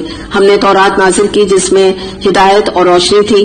سارے نبی جو مسلم تھے اسی کے مطابق ان یہودی بن جانے والوں کے معاملے کا فیصلہ کرتے تھے، اور اسی طرح ربانی اور احبار بھی اسی پر فیصلے کا مدار رکھتے تھے کیونکہ انہیں کتاب اللہ کی حفاظت کا ذمہ دار بنایا گیا تھا اور وہ اس پر گواہ تھے. پس ہے گروہ یہود تم لوگوں سے نہ ڈرو بلکہ مجھ سے ڈرو اور میری آیات کو ذرا ذرا سے معاوضے لے کر بیچنا چھوڑ دو. جو لوگ اللہ کے نازل کردہ قانون کے مطابق فیصلہ نہ کریں وہی کافر ہیں. تورات میں ہم نے یہودیوں پر حکم لکھ دیا تھا کہ جان کے بدلے جان، آنکھ کے بدلے آنکھ، ناک کے بدلے ناک، کان کے بدلے کان، دانت کے بدلے دانت اور تمام زخموں کے لیے برابر کا بدلہ. پھر جو قصاص کا صدقہ کرے تو وہ اس کے لیے کفارہ ہے، اور جو لوگ اللہ کے نازل کردہ قانون کے مطابق فیصلہ نہ کریں وہی ظالم ہے. پھر ہم نے ان پیغمبروں کے بعد مریم علیہ السلام کے بیٹے عیسیٰ علیہ السلام کو بھیجا. تورات میں سے جو کچھ اس کے سامنے موجود تھا وہ اس کی تصدیق کرنے والا تھا، اور ہم نے اس کو انجیل عطا کی جس میں رہنمائی اور روشنی تھی، اور وہ بھی تورات میں سے جو اس وقت موجود تھا اس کی تصدیق کرنے والی تھی، اور تقوی کرنے والوں کے لیے سراسر ہدایت اور نصیحت تھی. ہمارا حکم تھا کہ اہل انجیل اس قانون کے مطابق فیصلہ کریں جو اللہ نے اس میں نازل کیا، اور جو لوگ اللہ کے نازل کردہ قانون کے مطابق فیصلہ نہ کریں وہی فاسق ہیں. پھر اے محمد صلی اللہ علیہ وسلم ہم نے آپ کی طرف کتاب بھیجی جو حق کے ساتھ آئی، اور الکتاب میں سے جو کچھ اس کے آگے موجود ہے اس کی تصدیق کرنے والی اور اس کی محافظ اور نگہبان ہے. لہٰذا تم اللہ کے نازل کردہ قانون کے مطابق لوگوں کے معاملات کا فیصلہ کرو، اور جو حق تمہارے پاس آیا اس سے منہ موڑ کر ان کی خواہشات کی پیروی نہ کرو. ہم نے تم میں سے ہر ایک کے لیے ایک شریعت اور ایک راہ عمل مقرر کی. اگرچہ تمہارا اللہ چاہتا تو سب کو ایک امت ہی بنا سکتا تھا، لیکن اس نے یہ اس لیے کیا کہ جو کچھ اس نے تم لوگوں کو دیا ہے اس میں سے تمہاری آزمائش کرے. اب سب سے پہلے آزمائش کے حوالے سے ہم دیکھ لیتے ہیں کہ پہلی بات یہاں بتائی جا رہی ہے کہ اللہ تعالیٰ نے جو کچھ بھی ہمیں دیا ہے وہ کیوں دیا ہے؟ ہماری آزمائش ہو رہی ہے. تو ہمارے ذہن میں ایک بڑا غلط تصور موجود ہے. ہم سمجھتے ہیں کہ جب ہمارے اوپر کوئی مصیبت آتی ہے یا ہم سے کوئی چیز چھن جاتی ہے بس اللہ تعالیٰ تبھی آزماتا ہے.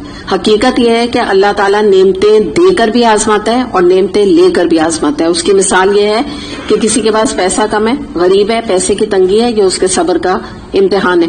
کسی کے پاس پیسہ زیادہ ہے، پیسے کی فراوانی ہے، یہ اس کے شکر کا امتحان ہے. تو آزمائش تو دونوں کی ہو رہی ہے. پھر آپ دیکھیں کہ ایک گھر میں اولاد پیدا ہوتی ہے، اس کا شکر کا امتحان ہے، اور ایک گھر میں اللہ محفوظ رکھے کہ اولاد پیدا ہوتے ہی مر جاتی ہے تو وہ اس کا صبر کا امتحان ہے. تو اس غلط فہمی سے ہمیں نکلنے کی ضرورت ہے کہ ہمارے پاس دنیا میں پیسہ ہے یا کوئی غریب ہے یا کوئی امیر ہے یا کسی کے پاس حسن ہے یا کوئی بدصورت ہے یا کسی کے پاس شہرت ہے یا کسی کے پاس شہرت نہیں، کسی کے پاس علم ہے کسی کے پاس علم نہیں.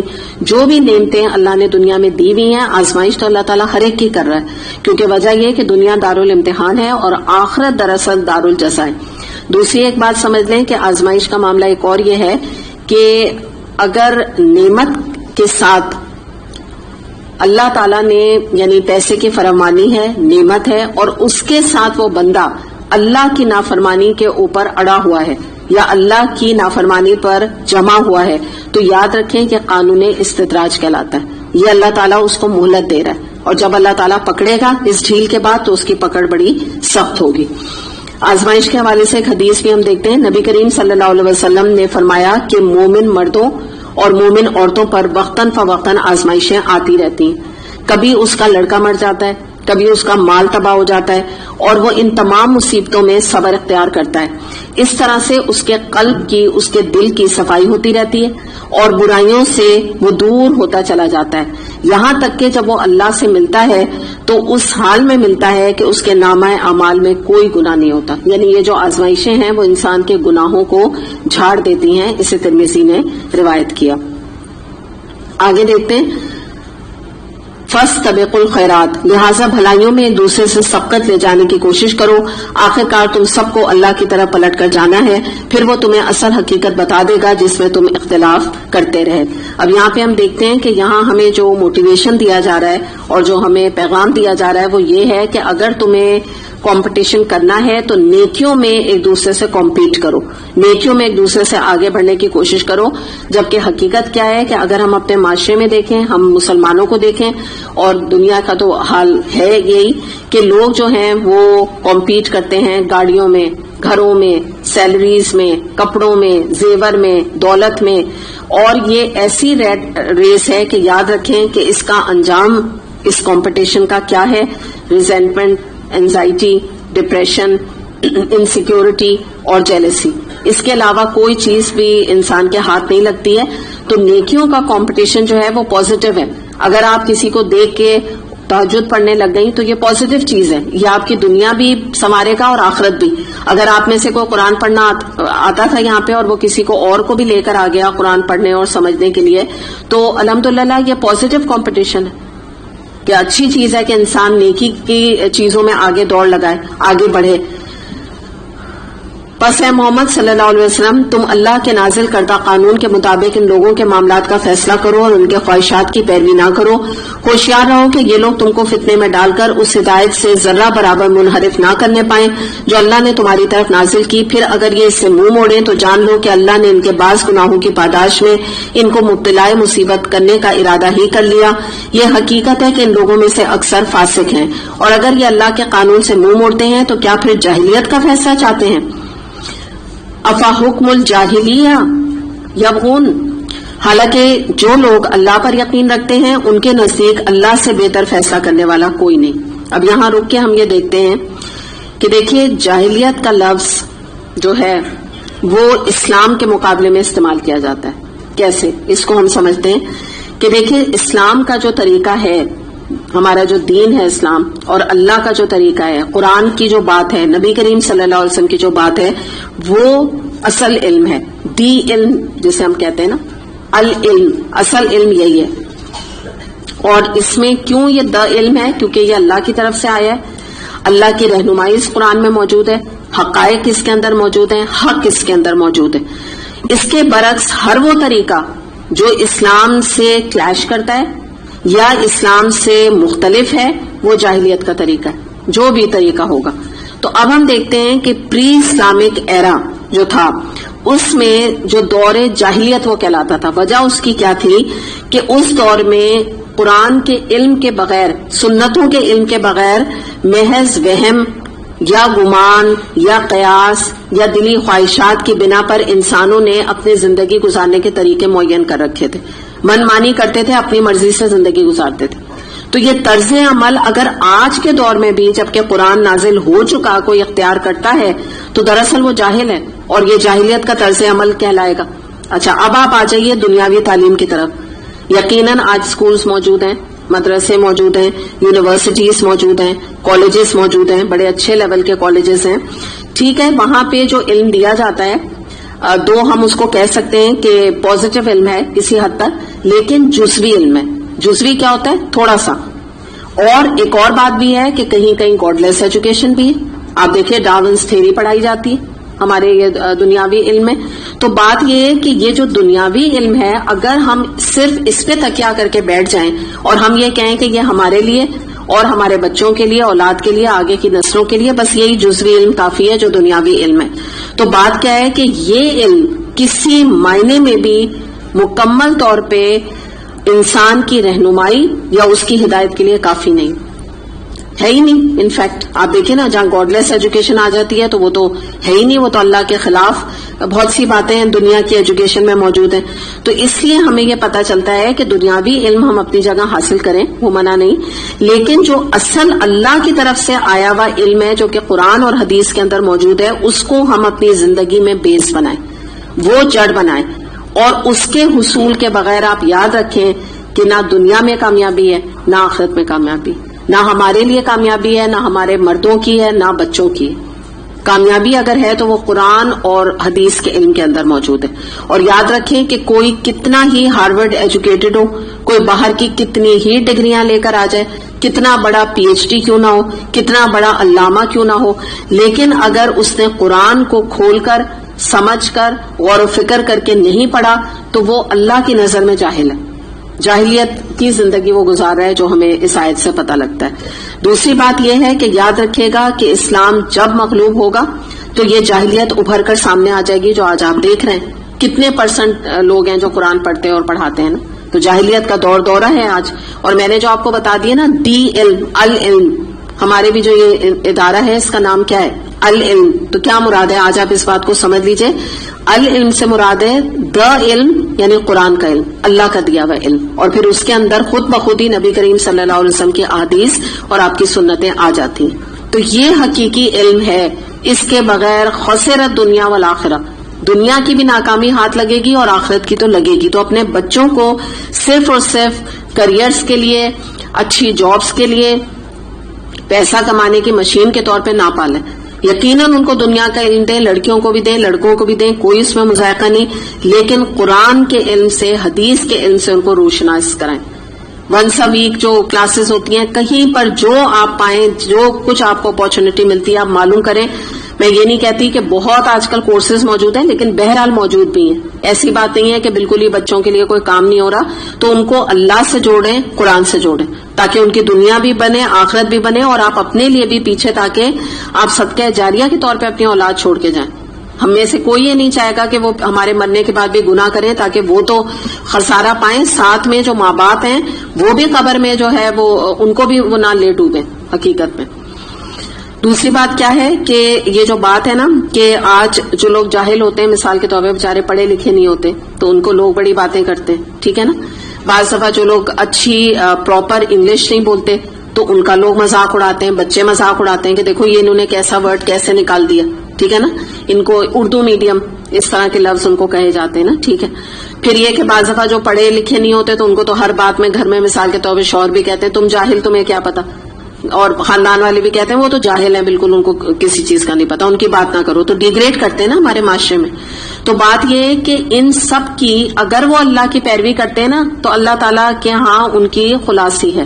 اللہ تعالیٰ عین ممکن ہے کہ ان کے بہترین عمل کی وجہ سے جنت میں ڈال دے. اللہ تعالیٰ نہیں پوچھے گا کہ آپ نے 8ویں کلاس پڑھی تھی، 30ویں پڑھی تھی، 4تھی پڑھی تھی، ٹھیک ہے. اللہ کیا کوئی معیار نہیں. ہاں دنیا کے لیے آپ ایجوکیشن حاصل کریں، الحمدللہ اچھا ہے، فائدہ ہے. انسان کو جو ہے وہ لیٹسٹ ٹیکنالوجی کا پتہ چلتا ہے، خط لکھنا آ جاتا ہے، قرآن کی تفسیر آپ لکھ سکتے ہیں، بہت سے فائدے ہیں. لیکن اللہ تعالیٰ اس کا سوال نہیں کرے گا. بات ساری کیا ہے کہ قرآن لٹریٹ ہونا ضروری ہے اگر دنیا اور آخرت کی کامیابی چاہیے. اور یاد رکھیں کہ قرآن الٹریٹ ہونا، قرآن نہ پڑھنے والا کون ہوتا ہے؟ قرآن الٹریٹ. یہ بہت ہی شرمندگی اور بہت ہی ندامت کی بات ہے. اس پر ہمیں افسوس کرنے کی ضرورت ہے. میں یہ نہیں کہہ رہی آپ پوائنٹ آؤٹ کر کے کہیں ان کو دیکھو تو قرآن ہی نہیں پڑھی، یہ نہیں کہا جا رہا. لیکن اللہ تعالیٰ کے نزدیک میں بتا رہی ہوں کہ یہ بہت ہی معیوب بات ہے کہ اللہ نے 60-70 سال کی زندگی دے کے ہمیں یہاں بھیجا اور پھر بھی اللہ کے سامنے کھڑا ہو کے انسان کہے کہ اللہ تعالیٰ مجھے تو ٹائم ہی نہیں ملا. تو اللہ تعالیٰ ایک ایک لمحے کا ہم سے حساب پوچھ لے گا کہ کیسے نہیں تمہیں وقت نکلا اللہ کا کلام پڑھنے کا. تو اپنی زندگی کی پرائیورٹی اس قرآن کو بنائے. اللہ نے آپ کو توفیق دے دی ہے، بہت بڑا اللہ کی توفیق، اللہ کا کرم ہے جو اللہ نے آپ کو دیا. تو ہم اس اپارچونٹی کا فائدہ اٹھائیں. اور یاد رکھیے گا کہ قرآن کا تعلق چند ایک مہینے کا نہیں ہوتا کہ آپ نے دورہ قرآن اٹینڈ کیا اور آپ نے کہا بس ختم، اگلے سال میں آؤں گی. آپ کو میں نے بہت دفعہ اناؤنس کیا ہے یہاں پہ قرآن کورس موجود ہیں. اب ایک سٹیپ آگے بڑھیے، اور آپ کا آگے بڑھنا اس بات کا ثبوت ہوگا کہ اللہ نے آپ کا یہاں آنا قبول کر لیا الحمدللہ. تو آپ کو اگلی نیکی کی توفیق مل گئی ہے. میں نے آپ کو بتایا نا کہ نیکیوں کے اور برائیوں کے خاندان ہوتے ہیں. تو جب آپ ایک نیکی کریں گے نا، اگر آپ کی نیت خالص ہوگی اللہ آپ کو اگلی نیکی کی توفیق دے گا. تو اگر یہ توفیق مل رہی ہے تو اس کو اویل کر لیں فوراً. اور قرآن کے ساتھ مرتے دم تک کا تعلق رکھنا ہے. اللہ سے دعا بھی یہ کریں کہ اللہ تعالیٰ آخری وقت تک یہ کتاب میرے ہاتھ میں ہو، نہ صرف میں پڑھوں سمجھوں بلکہ میں اس کے اوپر عمل پیرا بھی ہوں، اور اپنی حد الامکان کوشش سے میں اللہ کے پیغام کو آگے پہنچاؤں. کوئی بھی طریقہ میں اختیار کروں، چاہے میں یہاں سے کوئی بات جا کے گھر میں بتا دوں، چاہے میں واٹس ایپ کے ذریعے سے درسوں کو آگے پہنچا دوں، چاہے میں بکلیٹس کے ذریعے سے لوگوں تک بات پہنچا دوں. لیکن میری زندگی کا یہ مشن ہونا چاہیے کہ میں اللہ کی بات کو آگے پہنچاؤں، کیونکہ میرے اللہ کے جتنے احسانات مجھ پہ ہیں دنیا میں کسی کے نہیں. تو میں لوگوں کے آگے پیچھے کیوں رلتی رہوں، لوگوں کو ہر وقت خوش کیوں کرتی رہوں؟ کیوں نہ میں اپنے رب کائنات کے بادشاہ کو خوش کروں جو تو نعمتیں ہی ساری وہ دینے والا ہے. اگر میری آزمائش آتی ہے تو کون کھڑا ہوتا ہے؟ میرا رب میری دعا سنتا ہے. مجھے بیماری آتی ہے تو قرآن میں آتا ہے ہم تمہیں بیمار ڈالتے ہیں، ہم ہی تمہیں شفا دیتے ہیں. تو میرا رب مجھے شفا دیتا ہے. مجھے تو مثال کے طور پہ آپ سوچیں کہ آپ بیمار ہوتے ہیں، آپ کو کون ڈاکٹر کیا لے کے جاتا ہے؟ کون آپ کی آگے چاکری کرتا ہے؟ کون آپ کی خدمت کرتا ہے؟ ہر چیز میں ہم اللہ کے ڈیپینڈنٹ ہیں. ہر چیز میں ہمیں اللہ کی طرف دیکھنے کی ضرورت ہے. آپ دیکھیں اللہ نے آج جو بولنے کی صلاحیت دی، ہم چل کے اللہ کا شکر کیسے آرام سے یہاں آ گئے. ان لوگوں سے پوچھیں جو بیڈ ریڈن اپنے گھروں میں لیٹے ہیں، کسی کی ٹانگ ٹوٹی ہوئی ہے، کوئی اتنا کمزور ہے، کوئی عمر کی وجہ سے اتنا کمزور ہو گیا کہ وہ سیڑھی چڑھ کے نہیں آ سکتا. ان کے دل سے پوچھیں. ہم یہاں سے جا کے کہتے ہیں بڑے تھک گئے، چلو لیٹو تھوڑی دیر، ایسے کہتے ہیں نا، ان سے پوچھیں وہ تھکنے کے لیے ترستے ہیں. وہ کہتے ہیں اللہ ہمیں تھکائے، ہم چلیں پھریں تو ہم تھکیں. کیونکہ جو انسان آپ دیکھیں بیڈ ریڈن 24 گھنٹے بستر پہ لیٹا ہے وہ تو بھول گیا تھکنا کیا ہوتا ہے. تو یہ نعمت ہے، یہ سب نعمتیں ہیں، کبھی بھی اس کی ناقدری نہ کریں. کبھی بھی یہ نہ سوچیں رمضان آنے والا ہے تو ڈھیلے ہو کے نہ بیٹھ جائیں کہ رمضان آ رہا ہے تو میرا پیٹ خالی ہوگا تو مجھے ویکنس ہونے لگے گی. یہ روحانی غذا ہے. آپ دیکھیے گا اللہ تعالیٰ کیسے آپ کو ہمت دے گا. تو ہمیشہ جو ہے اس کتاب کے ساتھ اپنی زندگی گزارنے کا تہیہ کریں. آپ اللہ سے مانگیں گے، اللہ تعالیٰ دے گا. اللہ کے یہاں دینے کی کوئی کمی نہیں، ہمارے مانگنے میں کمی، ہماری نیت میں کمی ہے. وجہ کیا ہے؟ ہمیں دنیا مانگنے سے ہی فرصت نہیں ملتی کہ ہم اللہ کا ساتھ مانگیں، اللہ کا قرب مانگیں، اللہ کی محبت مانگیں. یہ چیزیں ہمیں یاد ہی نہیں آتی ہیں کیونکہ دنیا اتنی ہمارے حواسوں پہ سوار رہتی ہے. اور اللہ کا آپ دیکھیے بات کہ اللہ نے دنیا مانگنے سے منع نہیں کیا، ورنہ یہ سورہ موجود، یہ آیت موجود ہی نہیں ہوتی ہے قرآن میں. ربنا آتنا فی الدنیا حسنۃ وفی الآخرۃ حسنۃ وقنا عذاب النار. دنیا مانگیں، اپنے مسئلے مسائل کا حل مانگیں، اولاد کی بہتری مانگیں، لیکن اس کے ساتھ ہدایت بھی مانگیں، اللہ کا قرب بھی مانگیں. جزا کا جو وہاں پہ اللہ نے وعدہ کیا آخرت میں تو اچھی جزا مانگیں، جنت مانگیں، اللہ کا دیدار مانگیں تاکہ دنیا کے ساتھ آخرت بھی کامیاب ہو. آج ہم مرے کل دوسرا دن، اب دنیا ہی دنیا مانگتے رہے، پتہ نہیں کتنی نصیب میں ہے جو اتنی مانگے چلے جا رہے ہیں. کیا معلوم ہے کتنے دن اس گھر میں اب رہنا رہ گیا. گاڑی مانگ رہے ہیں، کیا پتا اس میں بیٹھنا بھی نصیب ہے کہ نہیں. اور جب مر گئے تو ایک دم سے ہم اگلی، آپ سمجھ لیجئے کہ زندگی برزخ کی شروع ہو گئی نا. تو اس کے لیے بھی تو کچھ فکر کریں، اس کے لیے بھی تو کچھ مانگیں تاکہ وہاں اللہ کے آگے جب حاضر ہوں تو انشاءاللہ سرخرو ہوں. اے لوگوں جو ایمان لائے ہو، یہودیوں اور عیسائیوں کو اپنا رفیق نہ بناؤ، یہ آپس ہی میں ایک دوسرے کے رفیق ہیں. اگر تم میں سے کوئی ان کو اپنا رفیق بناتا ہے تو اس کا شمار بھی انہی میں سے ہے. یقیناً اللہ ظالموں کو اپنی رہنمائی سے محروم کر دیتا ہے. تو اس کے بارے میں یہ آتا ہے کہ نبی کریم صلی اللہ علیہ وسلم نے فرمایا، ابو داؤد میں حدیث ہے کہ جو جس قوم کی شباہت اختیار کرتا ہے وہ انہی میں سے. تو اس لیے اللہ تعالیٰ نے یہاں پر ہمیں روکا کہ یہ جو کرسچنز ہیں، جیوز ہیں، ان کو اپنا دوست نہ بناؤ. اور دوست بنانے سے مراد کیا؟ ہم کوئی نکل کے ان کو فرینڈ تھوڑی بنا رہے ہیں. بات کیا ہے؟ اپنے بچوں کو ہمیں سمجھانے کی ضرورت ہے کہ دیکھو ان کی طرح وانابیز نہ بنو. وانابیز یہ کہ ان کا جیسا نہ بن جاؤ، ان کو رول ماڈل نہ بناؤ، ان کے سنگرز کے پوسٹرز اپنے کمرے میں نہ لگاؤ. یہ اس قابل نہیں ہے. جو ان کا کردار ہوتا ہے، جس طرح سے یہ شراب پیتے ہیں اور جو ان کی زندگیاں ہوتی ہیں گناہوں میں اٹی ہوئی ان کی زندگی ہوتی ہے، تو اپنے بچوں کو ان کا نا رول ماڈل ان کو نہ بنانے دیں. یہ بات یہاں بتائی جا رہی ہے کہ تم ان کو دوست نہ بناؤ، ان کو اچھا نہ سمجھو. وہ ویسے بھی تمہارے دوست نہیں، وہ سنسیئر ہے ہی نہیں. وہ جب تمہاری کتاب، مسلمانوں کی سب سے اونچی کتاب قرآن پاک کو نہیں مانتے، نبی کریم بہترین، ہمارے بیسٹ، ہمارے نبی صلی اللہ علیہ وسلم جن کو اللہ نے محبوب بنایا، ان کے اوپر نعوذ باللہ کارٹون بناتے ہیں، تو وہ کیسے اچھے لوگ ہو سکتے ہیں؟ یہ نہیں کہا جا رہا ان کو جا کے قتل کر دو، ٹھیک ہے نا، وہ یہ نہیں بات کیا ہو رہی. ان کے ساتھ حسن سلوک کرو، ایکسیڈنٹ ہو گیا ان کی جان تک بچانے کی اجازت ہے، لیکن دوست نہ سمجھو. وہ تمہارے دوست نہیں ہو سکتے. انسان کے دل میں بیک وقت اللہ کی محبت ہو سکتی ہے یا کافروں کی محبت ہو سکتی ہے. تو بہت بہتر ہے کہ اللہ کی محبت انسان اپنے دل میں رکھے. کافروں سے محبت کا رشتہ قائم کبھی نہیں ہو سکتا. تم دیکھتے ہو کہ جن کے دلوں میں نفاق کی بیماری ہے وہ انہی میں دوڑ دھوپ کرتے پھرتے ہیں. کہتے ہیں ہمیں ڈر لگتا ہے کہ کہیں ہم کسی مصیبت کے چکر میں نہ پھنس جائیں، مگر بعید نہیں کہ اللہ جب تمہیں فیصلہ کن فتح بخشے گا اور اپنی طرف سے کوئی اور بات ظاہر کرے گا تو یہ لوگ اپنے اس نفاق پر جسے یہ دلوں میں چھپائے ہوئے نادم ہوں گے.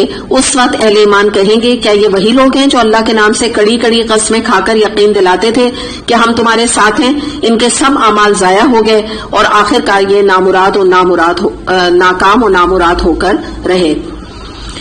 یا ایھا الذین آمنوا من یرتد منکم عن دینہ فسوف یأتی اللہ بقوم یحبهم ویحبونہ اذلۃ علی المؤمنین اعزۃ علی الکافرین یجاہدون فی سبیل اللہ. اے لوگوں جو ایمان لائے ہو، اگر تم میں سے کوئی اپنے دین سے پھرتا ہے تو پھر جائے. اللہ اور بہت سے لوگ ایسے پیدا کر دے گا جو اللہ کو محبوب ہوں گے اور اللہ ان کو محبوب ہوگا. اب یہاں پہ ہم یہ دیکھتے ہیں کہ دیکھیں کہ جو لوگ اللہ سے محبت کرتے ہیں ان کا حال یہ ہوتا ہے. سورہ البقرہ آیت نمبر 165 میں آتا ہے، والذین آمنوا اشد حبا للہ. ایمان والے تو اللہ کی محبت میں شدید ترین ہوتے ہیں.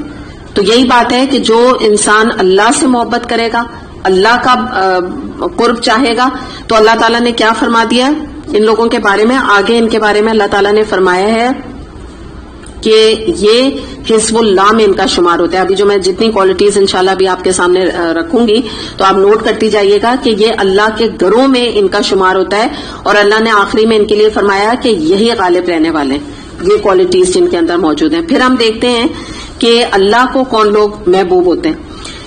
نبی کریم صلی اللہ علیہ وسلم نے فرمایا کہ اللہ دنیا تو سب کو دیتا ہے جن کو وہ محبوب رکھتا ہے, اور جن کو پسند نہیں کرتا ان کو بھی دیتا ہے دنیا, مگر دین پر چلنے کی توفیق صرف ان کو دیتا ہے جس سے اس کو محبت ہوتی ہے.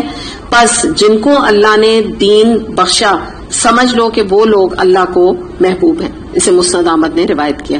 تو اتنا بڑا آنر ہے جو اللہ تعالیٰ نے دیا ان لوگوں کو کہ جو اللہ سے محبت کرتے ہیں. کس صورت میں؟ کہ اس کے کلام کو پڑھتے ہیں. پھر ہم دیکھتے ہیں کہ اگلی بات بتائی کہ وہ مومنوں پہ نرم ہوتے ہیں.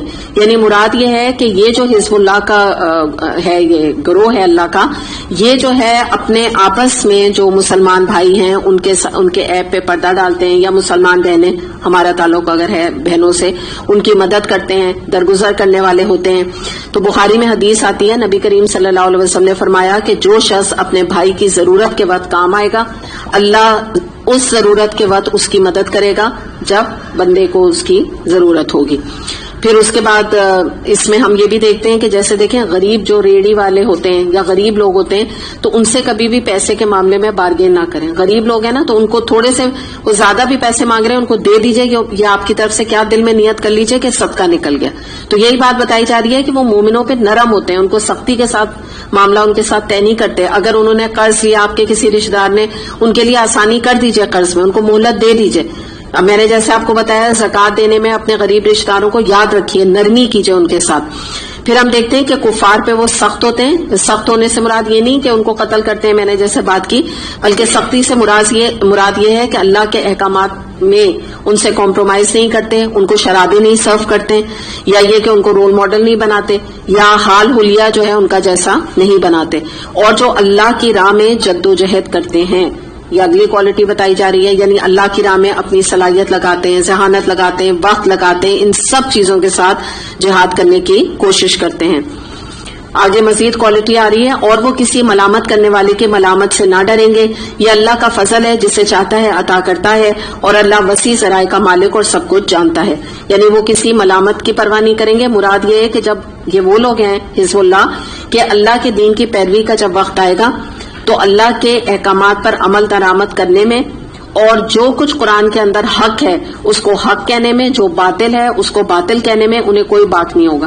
وہ کسی کی پرواہ نہیں کریں گے. کوئی ان کو مخالفت کرے دین پر چلنے میں, کوئی تانا دے, کوئی اعتراض کرے, کوئی ان کے اوپر باتیں بنائے, آوازیں کسے, وہ اس ملامت کی کوئی پرواہ نہیں کریں گے. اور اسلام پر چلتے ہوئے چاہے دنیا کے لوگ ان کو ایڈیٹ کہیں, بے وقوف کہیں, کریزی کہیں, آر یو کریزی, کچھ بھی کہتے رہیں, مگر وہ اسی راہ پہ چلیں گے جو اللہ نے ان کے لیے متعین کر دی. تو یہ مراد ہے کہ وہ کسی ملامت کرنے والے کی ملامت کی پرواہ نہیں کریں گے. اور دوسری بات, یہ کون لوگ ہوتے ہیں؟ ان کو کہا جاتا ہے پراؤڈ مسلمز. جب وہ اللہ کے احکامات پہ عمل کرتے ہیں تو جو بھی اللہ کا حکم چھوٹا ہو اور بڑا ہو اس کو فخر کے ساتھ اس کے پر عمل کرتے ہیں. یہی وہ لوگ ہیں جو دین کو پروٹیکٹ کرتے ہیں اور دین کو پروموٹ کرتے ہیں. تمہارے رفیق تو حقیقت میں صرف اللہ اور اس کا رسول اور وہ اہل ایمان ہیں جو نماز قائم کرتے ہیں, زکوٰۃ دیتے ہیں اور اللہ کے آگے جھکنے والے ہیں. یہ مزید ان کی کوالٹیز بتائی گئی. اور جو اللہ اور اس کے رسول اور اہل ایمان کو اپنا رفیق بنا لے اسے معلوم ہو کہ اللہ کی جماعت ہی غالب رہنے والی ہے. وَمَن يَتَوَلَّ اللَّهَ وَرَسُولَهُ وَالَّذِينَ آمَنُوا فَإِنَّ حِزْبَ اللَّهِ هُمُ الْغَالِبُونَ. اب یہ جو کوالٹیز آپ نے دیکھی ون بائی ون, تو اس کے بارے میں اللہ تعالیٰ نے فرمایا کہ یہ کوالٹیز جن کے اندر موجود ہوں گی وہ دراصل اللہ کی جماعت ہے, وہ اللہ کے گروہ والے لوگ ہیں. اور یاد رکھو کہ آخر کار فلاح انہیں کو ملے گی, غالب یہی گروہ آئے گا. تو اگر ہم اللہ کے گروہ میں شامل ہونا چاہتے ہیں تو یہ جو کوالٹیز ابھی ہم نے دیکھی ہم اپنے اندر پیدا کریں. اے لوگوں جو ایمان لائے ہو، تمہارے پیش رو اہل کتاب میں سے جن لوگوں نے تمہارے دین کو مذاق و تفریح کا سامان بنا لیا، انہیں اور دوسرے کافروں کو اپنا دوست اور رفیق نہ بناؤ۔ اللہ سے ڈرو اگر تم مومن ہو۔ جب تم نماز کے لیے منادی کرتے ہو تو وہ اس کا مذاق اڑاتے اور اس سے کھیلتے ہیں، اس کی وجہ یہ ہے کہ وہ عقل نہیں رکھتے۔ ان سے کہو اے اہل کتاب، تم جس بات پر ہم سے بگڑے ہو وہ اس کے سوا اور کیا ہے کہ ہم اللہ پر اور دین کی اس تعلیم پر ایمان لے آئے جو ہماری طرف نازل ہوئی ہے اور ہم سے پہلے بھی نازل ہوئی تھی، اور تم میں سے اکثر لوگ فاسق ہیں۔ پھر کہو کیا میں ان لوگوں کی نشاندہی کروں جن کا انجام اللہ کے ہاں فاسقوں کے انجام سے بھی بدتر ہے، وہ جن پر اللہ نے لعنت کی، جن پر ان کا غضب ٹوٹا اور ان میں سے بندر اور سور بنا دیے گئے۔ جنہوں نے طاغوت کی بندگی کی ان کا درجہ اور بھی زیادہ برا ہے اور وہ سواء السبیل سے بہت زیادہ بھٹکے ہوئے ہیں۔ جب یہ تم لوگوں کے پاس آتے ہیں تو کہتے ہیں کہ ہم ایمان لائے، حالانکہ کفر لیے ہوئے آئے تھے اور کفر لیے ہوئے واپس گئے، اور اللہ خوب جانتا ہے جو کچھ یہ دلوں میں چھپائے ہوئے ہیں۔ تم دیکھتے ہو کہ ان میں سے بکثرت لوگ گناہ اور ظلم اور زیادتی کے کاموں میں دوڑ دھوپ کرتے پھرتے ہیں اور حرام کے مال کھاتے ہیں۔ بڑی بری حرکات ہیں جو یہ کر رہے ہیں۔ کیوں ان کے علماء اور مشائخ انہیں گناہ پر زبان کھولنے اور حرام کھانے سے نہیں روکتے؟ یقیناً بہت ہی برا کارنامہ زندگی ہے جو وہ تیار کر رہے ہیں۔ یہودی کہتے ہیں اللہ کے ہاتھ بندھے ہوئے ہیں، باندھے گئے ان کے ہاتھ، اور لعنت پڑی ان پر اس بکواس کی بدولت جو یہ کرتے ہیں۔ اللہ کے ہاتھ تو کشادہ ہیں اور وہ جس طرح چاہتا ہے خرچ کرتا ہے۔ حقیقت یہ ہے کہ جو کلام تمہارے رب کی طرف سے تم پر نازل ہوا وہ ان میں سے اکثر لوگوں کی سرکشی اور باطل پرستی میں الٹے اضافے کا موجب بن گیا، اور اس کی پاداش میں ہم نے ان کے لیے درمیان قیامت تک کے لیے عداوت اور دشمنی ڈال دی۔ جب کبھی یہ جنگ کی آگ بھڑکاتے ہیں اللہ اس کو ٹھنڈا کر دیتا ہے۔ یہ زمین میں فساد پھیلانے کی صحیح کر رہے ہیں، مگر اللہ فساد برپا کرنے والوں کو ہرگز پسند نہیں کرتا۔ یہاں بڑی اہم بات کی طرف اشارہ کیا گیا کہ کیسی بات ہے کہ اللہ نے کلام اتارا، قرآن اتارا، اور جب یہ نازل ہوا تو اس میں سے کچھ لوگوں نے جب قرآن پڑھا یا قرآن ان کی یعنی ہمیں پتا تو ہے نا، ہماری زندگیوں میں تو موجود ہے نا، وہ بات ہے الگ سے کچھ گھروں میں اوپر پیڈسٹل پہ رکھا ہے۔ قرآن آنے کے باوجود اکثر لوگوں کی سرکشی اور باطل پرستی میں الٹا اضافے کا موجب بن گیا، تو یہ کیسی بات ہے؟ تو بات یہ ساری یہ ہے کہ قرآن جو ہے وہ تو کتاب ہدایت ہے، مگر ان لوگوں کی سرکشی میں اضافہ کیوں ہوا؟ کیونکہ انہوں نے قرآن کو پڑھنے کے بعد اس کے اوپر تنقید کی، یا یہ ہے کہ قرآن کو انہوں نے پڑھا ہی نہیں، اس قابل نعوذ باللہ نہ سمجھا، اس کو نیگلیکٹ کیا اپنی زندگی سے، اس کو اگنور کیا، اور قرآن پڑھتے وقت ان کی گمراہی میں اضافہ ہونے کی وجہ یہ تھی کہ قرآن کے بارے میں انہوں نے بڑی نیگیٹو باتیں کی۔ تو جیسے آپ سمجھیں کسی ڈائبیٹک کو اگر آپ شوگر پہ شوگر کھلائے جائیں تو آپ سوچ سکتے ہیں کہ وہ اس کے لیے فیٹل ثابت ہو سکتی ہے۔ اسی طرح قرآن اور اسلام کے بارے میں جو یہ گستاخانہ باتیں انہوں نے کی، تو کیا یہ سمجھتے ہیں کہ اللہ ان کے اوپر مہربان ہوگا؟ اللہ غفور الرحیم ہے، اور اللہ تعالیٰ کا یہ ایک طرح سے ضروری ہے اللہ کے اوپر کہ ان کو معاف کرے۔ تو بات کیا ہے کہ جب قرآن نازل ہوا تو وہ تو اس لیے کتاب ہدایت بن کے آیا کہ اس سے ہم مفید سبق لیں، اور ان کو بھی یہ چاہیے تھا کہ یہ اپنی غلطیوں پہ متنبہ ہوں، اپنی اصلاح کرتے، اپنی تلافی کرتے غلطیوں کی، لیکن اس کے بجائے الٹا اثر ان کے اندر یہ پیدا ہوا کہ یہ اور ضد کا شکار ہو گئے قرآن کے بارے میں، قرآن ہی کے اوپر باتیں بنانی شروع کر دی، قرآن کے احکامات کو چیلنج کرنا شروع کر دیا، اور خود تو خود دور سے ہٹے قرآن سے، جو قرآن کے راستے پہ آیا اس کو بھی کھینچ کے آوازیں دے کر قرآن سے دور لے کے چلے گئے، اور قرآن کی یا حق کی بات کو بھی دبانے کی کوشش کی۔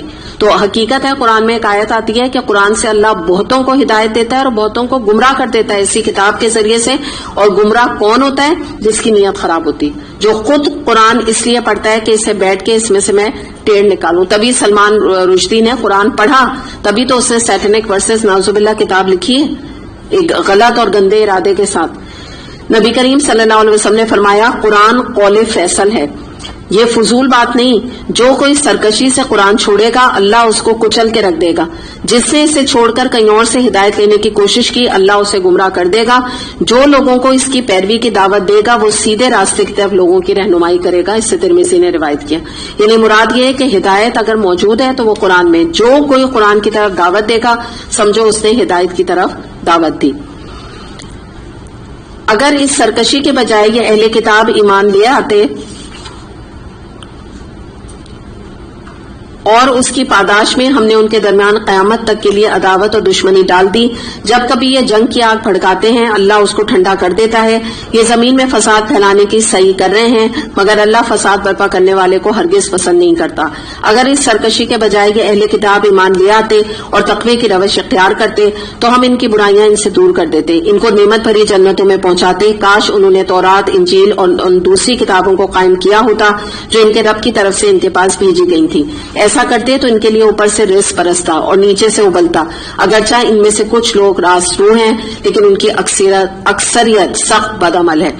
اے پیغمبر صلی اللہ علیہ وسلم, جو کچھ تمہارے رب کی طرف سے تم پر نازل کیا گیا ہے وہ لوگوں تک پہنچا دو. اگر تم نے ایسا نہ کیا تو ان کی پیغمبری کا حق ادا نہ کیا. اللہ تم کو لوگوں کے شر سے بچانے والا ہے. یقین رکھو کہ وہ کافروں کو تمہارے مقابلے میں کامیابی کی راہ ہرگز نہ دکھائے گا. صاف کہہ دو کہ اہل کتاب تم ہرگز کسی اصل پر نہیں ہو جب تک کہ تورات اور انجیل اور ان دوسری کتابوں کو قائم نہ کرو جو تمہارے رب کی طرف سے نازل کی گئی. ان آیات میں اللہ تعالیٰ فرما رہا ہے کہ اگر تم کتاب کو قائم کرو, یعنی آج اگر ہم قرآن کی بات کریں تو اگر ہم نے قرآن کو نافذ کیا ہوتا, پڑھا ہوتا, سمجھا ہوتا, اس کے اوپر عمل کیا ہوتا اور اس کی بات کو اللہ کی آگے پہنچایا ہوتا تو اللہ تعالیٰ فرما رہا ہے کہ اگر تم احکام الہی کی ٹھیک ٹھیک پیروی کرو گے تم دیکھنا کہ کس طرح میں تم پر رحمتوں کے اور برکتوں کے دروازے کھول دوں گا. اور اگر تم نے اس کتاب کو پس پوش ڈال دیا اور نافرمانیاں کی تو کس طرح دیکھنا تمہاری زندگیوں میں بلائیں, مصیبتیں اور تباہیاں تم کو ہجوم کریں گی.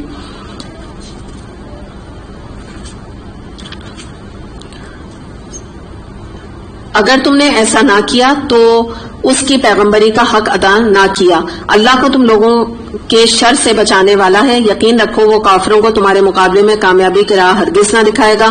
صاف کہہ دو اہل کتاب تم ہرگز کسی اصل پر نہیں جب تک کہ تورات اور انجیل اور ان دوسری کتابوں کو قائم نہ کرو جو تمہارے رب کی طرف سے نازل کی گئی. ضرور ہے کہ یہ فرمان جو تم پر نازل کیا گیا ان میں سے اکثر کی سرکشی اور انکار کو اور زیادہ بڑھا دے گا, مگر انکار کرنے والوں کے حال پر کچھ افسوس نہ کرو. مسلمان ہوں یا یہودی, صابی ہوں یا عیسائی, جو بھی اللہ اور روز آخر پر ایمان لائے گا اور نیک عمل کرے گا بے شک اس کے لیے نہ کسی خوف کا مقام ہے نہ رنج کا. ہم نے بنی اسرائیل سے پختہ عہد لیا اور ان کی طرف بہت سے رسول بھیجے, مگر جب کبھی ان کے پاس کوئی رسول ان کے خواہشات نفس کے خلاف کچھ لے کر آیا تو کسی کو انہوں نے چٹلایا اور کسی کو قتل کر دیا اور اپنے نزدیک یہ سمجھے کہ کوئی فتنہ رونما نہ ہوگا, اس لیے اندھے اور بہرے بن گئے. پھر اللہ نے انہیں معاف کیا تو ان میں سے اکثر لوگ زیادہ اندھے اور بہرے بنتے چلے گئے. اللہ ان کی سب حرکات دیکھ رہا ہے. آپ دیکھیں اتنی یہاں پہ ایک بات ہے افسوس کی کہ اللہ تعالیٰ ایک بات کی طرف توجہ دلا رہے ہیں کہ اللہ تعالیٰ فرما رہے ہیں کہ اللہ نے لوگوں کے گناہ معاف کر دیے اور مہلت دے دی ان کے معافی کے بعد. تو لوگوں نے کیا کہ بجائے یہ کہ اس مہلت سے فائدہ اٹھا کے نیکی کی طرف آتے, گناہ چھوڑ کے نیک کام اختیار کرتے, یہ اور زیادہ گناہوں میں لگ گئے. تو اس کی طرح توجہ دلائی جا رہی ہے. آپ یہ سمجھیں کہ جیسے اللہ سے جب کوئی برا وقت آتا ہے نا تو لوگ بڑی نظریں مانتے ہیں, بڑے وعدے کرتے ہیں کہ اللہ ہم نیک ہو جائیں گے, اور جیسی اللہ تعالیٰ وہ بیماری یا وہ مصیبت یا وہ غم دور کرتا ہے تو اللہ سے سارے وعدے بھولاتے ہیں اور دوبارہ سے بیک ٹو اسکوائر ون ہو جاتے ہیں, دوبارہ سے گناہوں میں انڈلج ہو جاتے ہیں, ساری منتیں تک بھول جاتے ہیں کہ ہم نے کوئی نظر اللہ سے مانی تھی کہ ہم اتنے روزے رکھیں گے, اتنے غریبوں کو کھانا کھلائیں گے, سب وعدے بھلا دیتے ہیں. تو بات یہ ہے کہ یہاں بتایا جا رہا ہے کہ اللہ تعالیٰ نے جب مہلت دی تو عقلمند آدمی اس سے فائدہ اٹھاتا ہے, اپنے گناہوں کو چھوڑتا ہے, مگر یہ ان کے دل اتنے سخت ہے کہ انہوں نے مہلت سے فائدہ کیا اٹھایا کہ مزید اپنے آپ کو گناہوں میں ڈبو دیا. یقیناً کفر کیا ان لوگوں نے جنہوں نے کہا کہ اللہ مسیح ابن مریم ہی ہے, حالانکہ مسیح علیہ السلام نے کہا تھا کہ اے بنی اسرائیل اللہ کی بندگی کرو جو میرا رب بھی ہے اور تمہارا رب بھی. جس نے اللہ کے ساتھ کسی کو شریک ٹھہرایا اس پر اللہ نے جنت حرام کر دی اور اس کا ٹھکانہ جہنم ہے, اور ایسے ظالموں کا کوئی مددگار نہیں. یقیناً کفر کیا ان لوگوں نے جنہوں نے کہا کہ اللہ تین میں سے کا ایک ہے, حالانکہ ایک اللہ کے سوا کوئی الہ نہیں. اگر یہ لوگ اپنی ان باتوں سے باز نہ آئے تو ان میں سے جس نے کفر کیا اس کو دردناک سزا دی جائے گی. پھر کیا یہ اللہ سے توبہ نہ کریں گے اور اس سے معافی نہ مانگیں گے؟ اور اللہ بہت درگزر فرمانے والا اور رحم کرنے والا ہے۔ مسیح ابن مریم اس کے سوا کچھ نہیں کہ بس ایک رسول تھا، اور اس سے پہلے اور بھی بہت سے رسول گزر چکے۔ اس کی ماں ایک راز باز عورت تھی اور وہ دونوں کھانا کھاتے تھے۔ دیکھو ہم کس طرح ان کے سامنے حقیقت کی نشانیاں واضح کرتے ہیں، پھر دیکھو یہ کدھر الٹے پھرائے جا رہے ہیں۔ ان سے کہو کیا تم اللہ کو چھوڑ کر اس کی پرستش کرتے ہو جو نہ تمہارے لیے نقصان کا اختیار رکھتا ہے نہ نفع کا، حالانکہ سب کی سننے والا اور سب کچھ جاننے والا اللہ ہے۔ کہو اے اہل کتاب، اپنے دین میں ناحق غلو نہ کرو اور ان لوگوں کے تخیلیات کی پیروی نہ کرو جو تم سے پہلے خود گمراہ ہو گئے اور بہتوں کو گمراہ کیا اور سواء السبیل سے بھٹک گئے۔ تو یہاں ہم یہ دیکھتے ہیں کہ یہ جو کھانے کی بات ہوئی کہ عیسیٰ علیہ السلام اور مریم علیہ السلام کھانا کھاتے تھے، وجہ یہ ہے کہ یہاں یہ بات کلیئر کی جا رہی ہے کہ اللہ جو ہے وہ کھانے اور پینے اور دنیاوی حاجت سے مبرہ ہے۔ تو تم نے کیسے عیسیٰ علیہ السلام کو معبود بنا لیا اور مریم علیہ السلام کو گاڈس کہتے ہو؟ کہ بات یہ ہے کہ وہ ان کو تو حاجت ہے کھانے کی، وہ تو کھانا کھاتے ہیں، تو وہ کیسے معبود ہو سکتے ہیں؟ اس لیے مثالیاں دی گئی۔ اور دوسری بات یہ بتائی گئی، دوبارہ سے اہل کتاب کو کہا گیا کہ اپنے دین میں ناحق غلو نہ کرو۔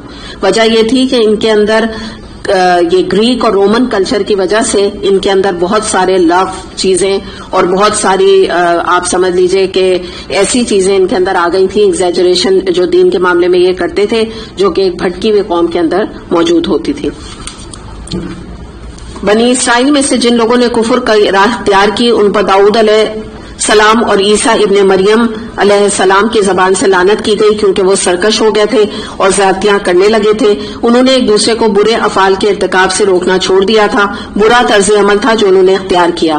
آج تم ان میں سے بکثرت ایسے لوگ دیکھتے ہو جو اہل ایمان کے مقابلے میں کفار کی حمایت اور رفاقت کرتے ہیں۔ یقیناً بہت برا انجام ہے جس کی تیاری ان کے نفسوں نے ان کے لیے کی ہے۔ اللہ ان پر غضبناک ہو گیا ہے اور وہ دائمی عذاب میں مبتلا ہونے والے ہیں۔ اگر فی الواقع یہ لوگ اللہ اور پیغمبر اور اس چیز کے ماننے والے ہوتے جو پیغمبر پر نازل ہوئی تھی تو کبھی اہل ایمان کے مقابلے میں کافروں کا اپنا رفیق نہ بناتے، مگر ان میں سے تو بیشتر لوگ اللہ کی اطاعت سے نکل چکے۔ تم اہل ایمان کی عداوت میں سب سے زیادہ سخت یہود اور مشرکین کو پاؤ گے، اور ایمان لانے والوں کے لیے دوستی میں قریب تر ان لوگوں کو پاؤ گے جنہوں نے کہا تھا کہ ہم نصارہ ہیں۔ یہ اس وجہ سے کہ ان میں عبادت گزار عالم اور تارک الدنیا فقیر پائے جاتے ہیں اور ان میں غرور نفس نہیں۔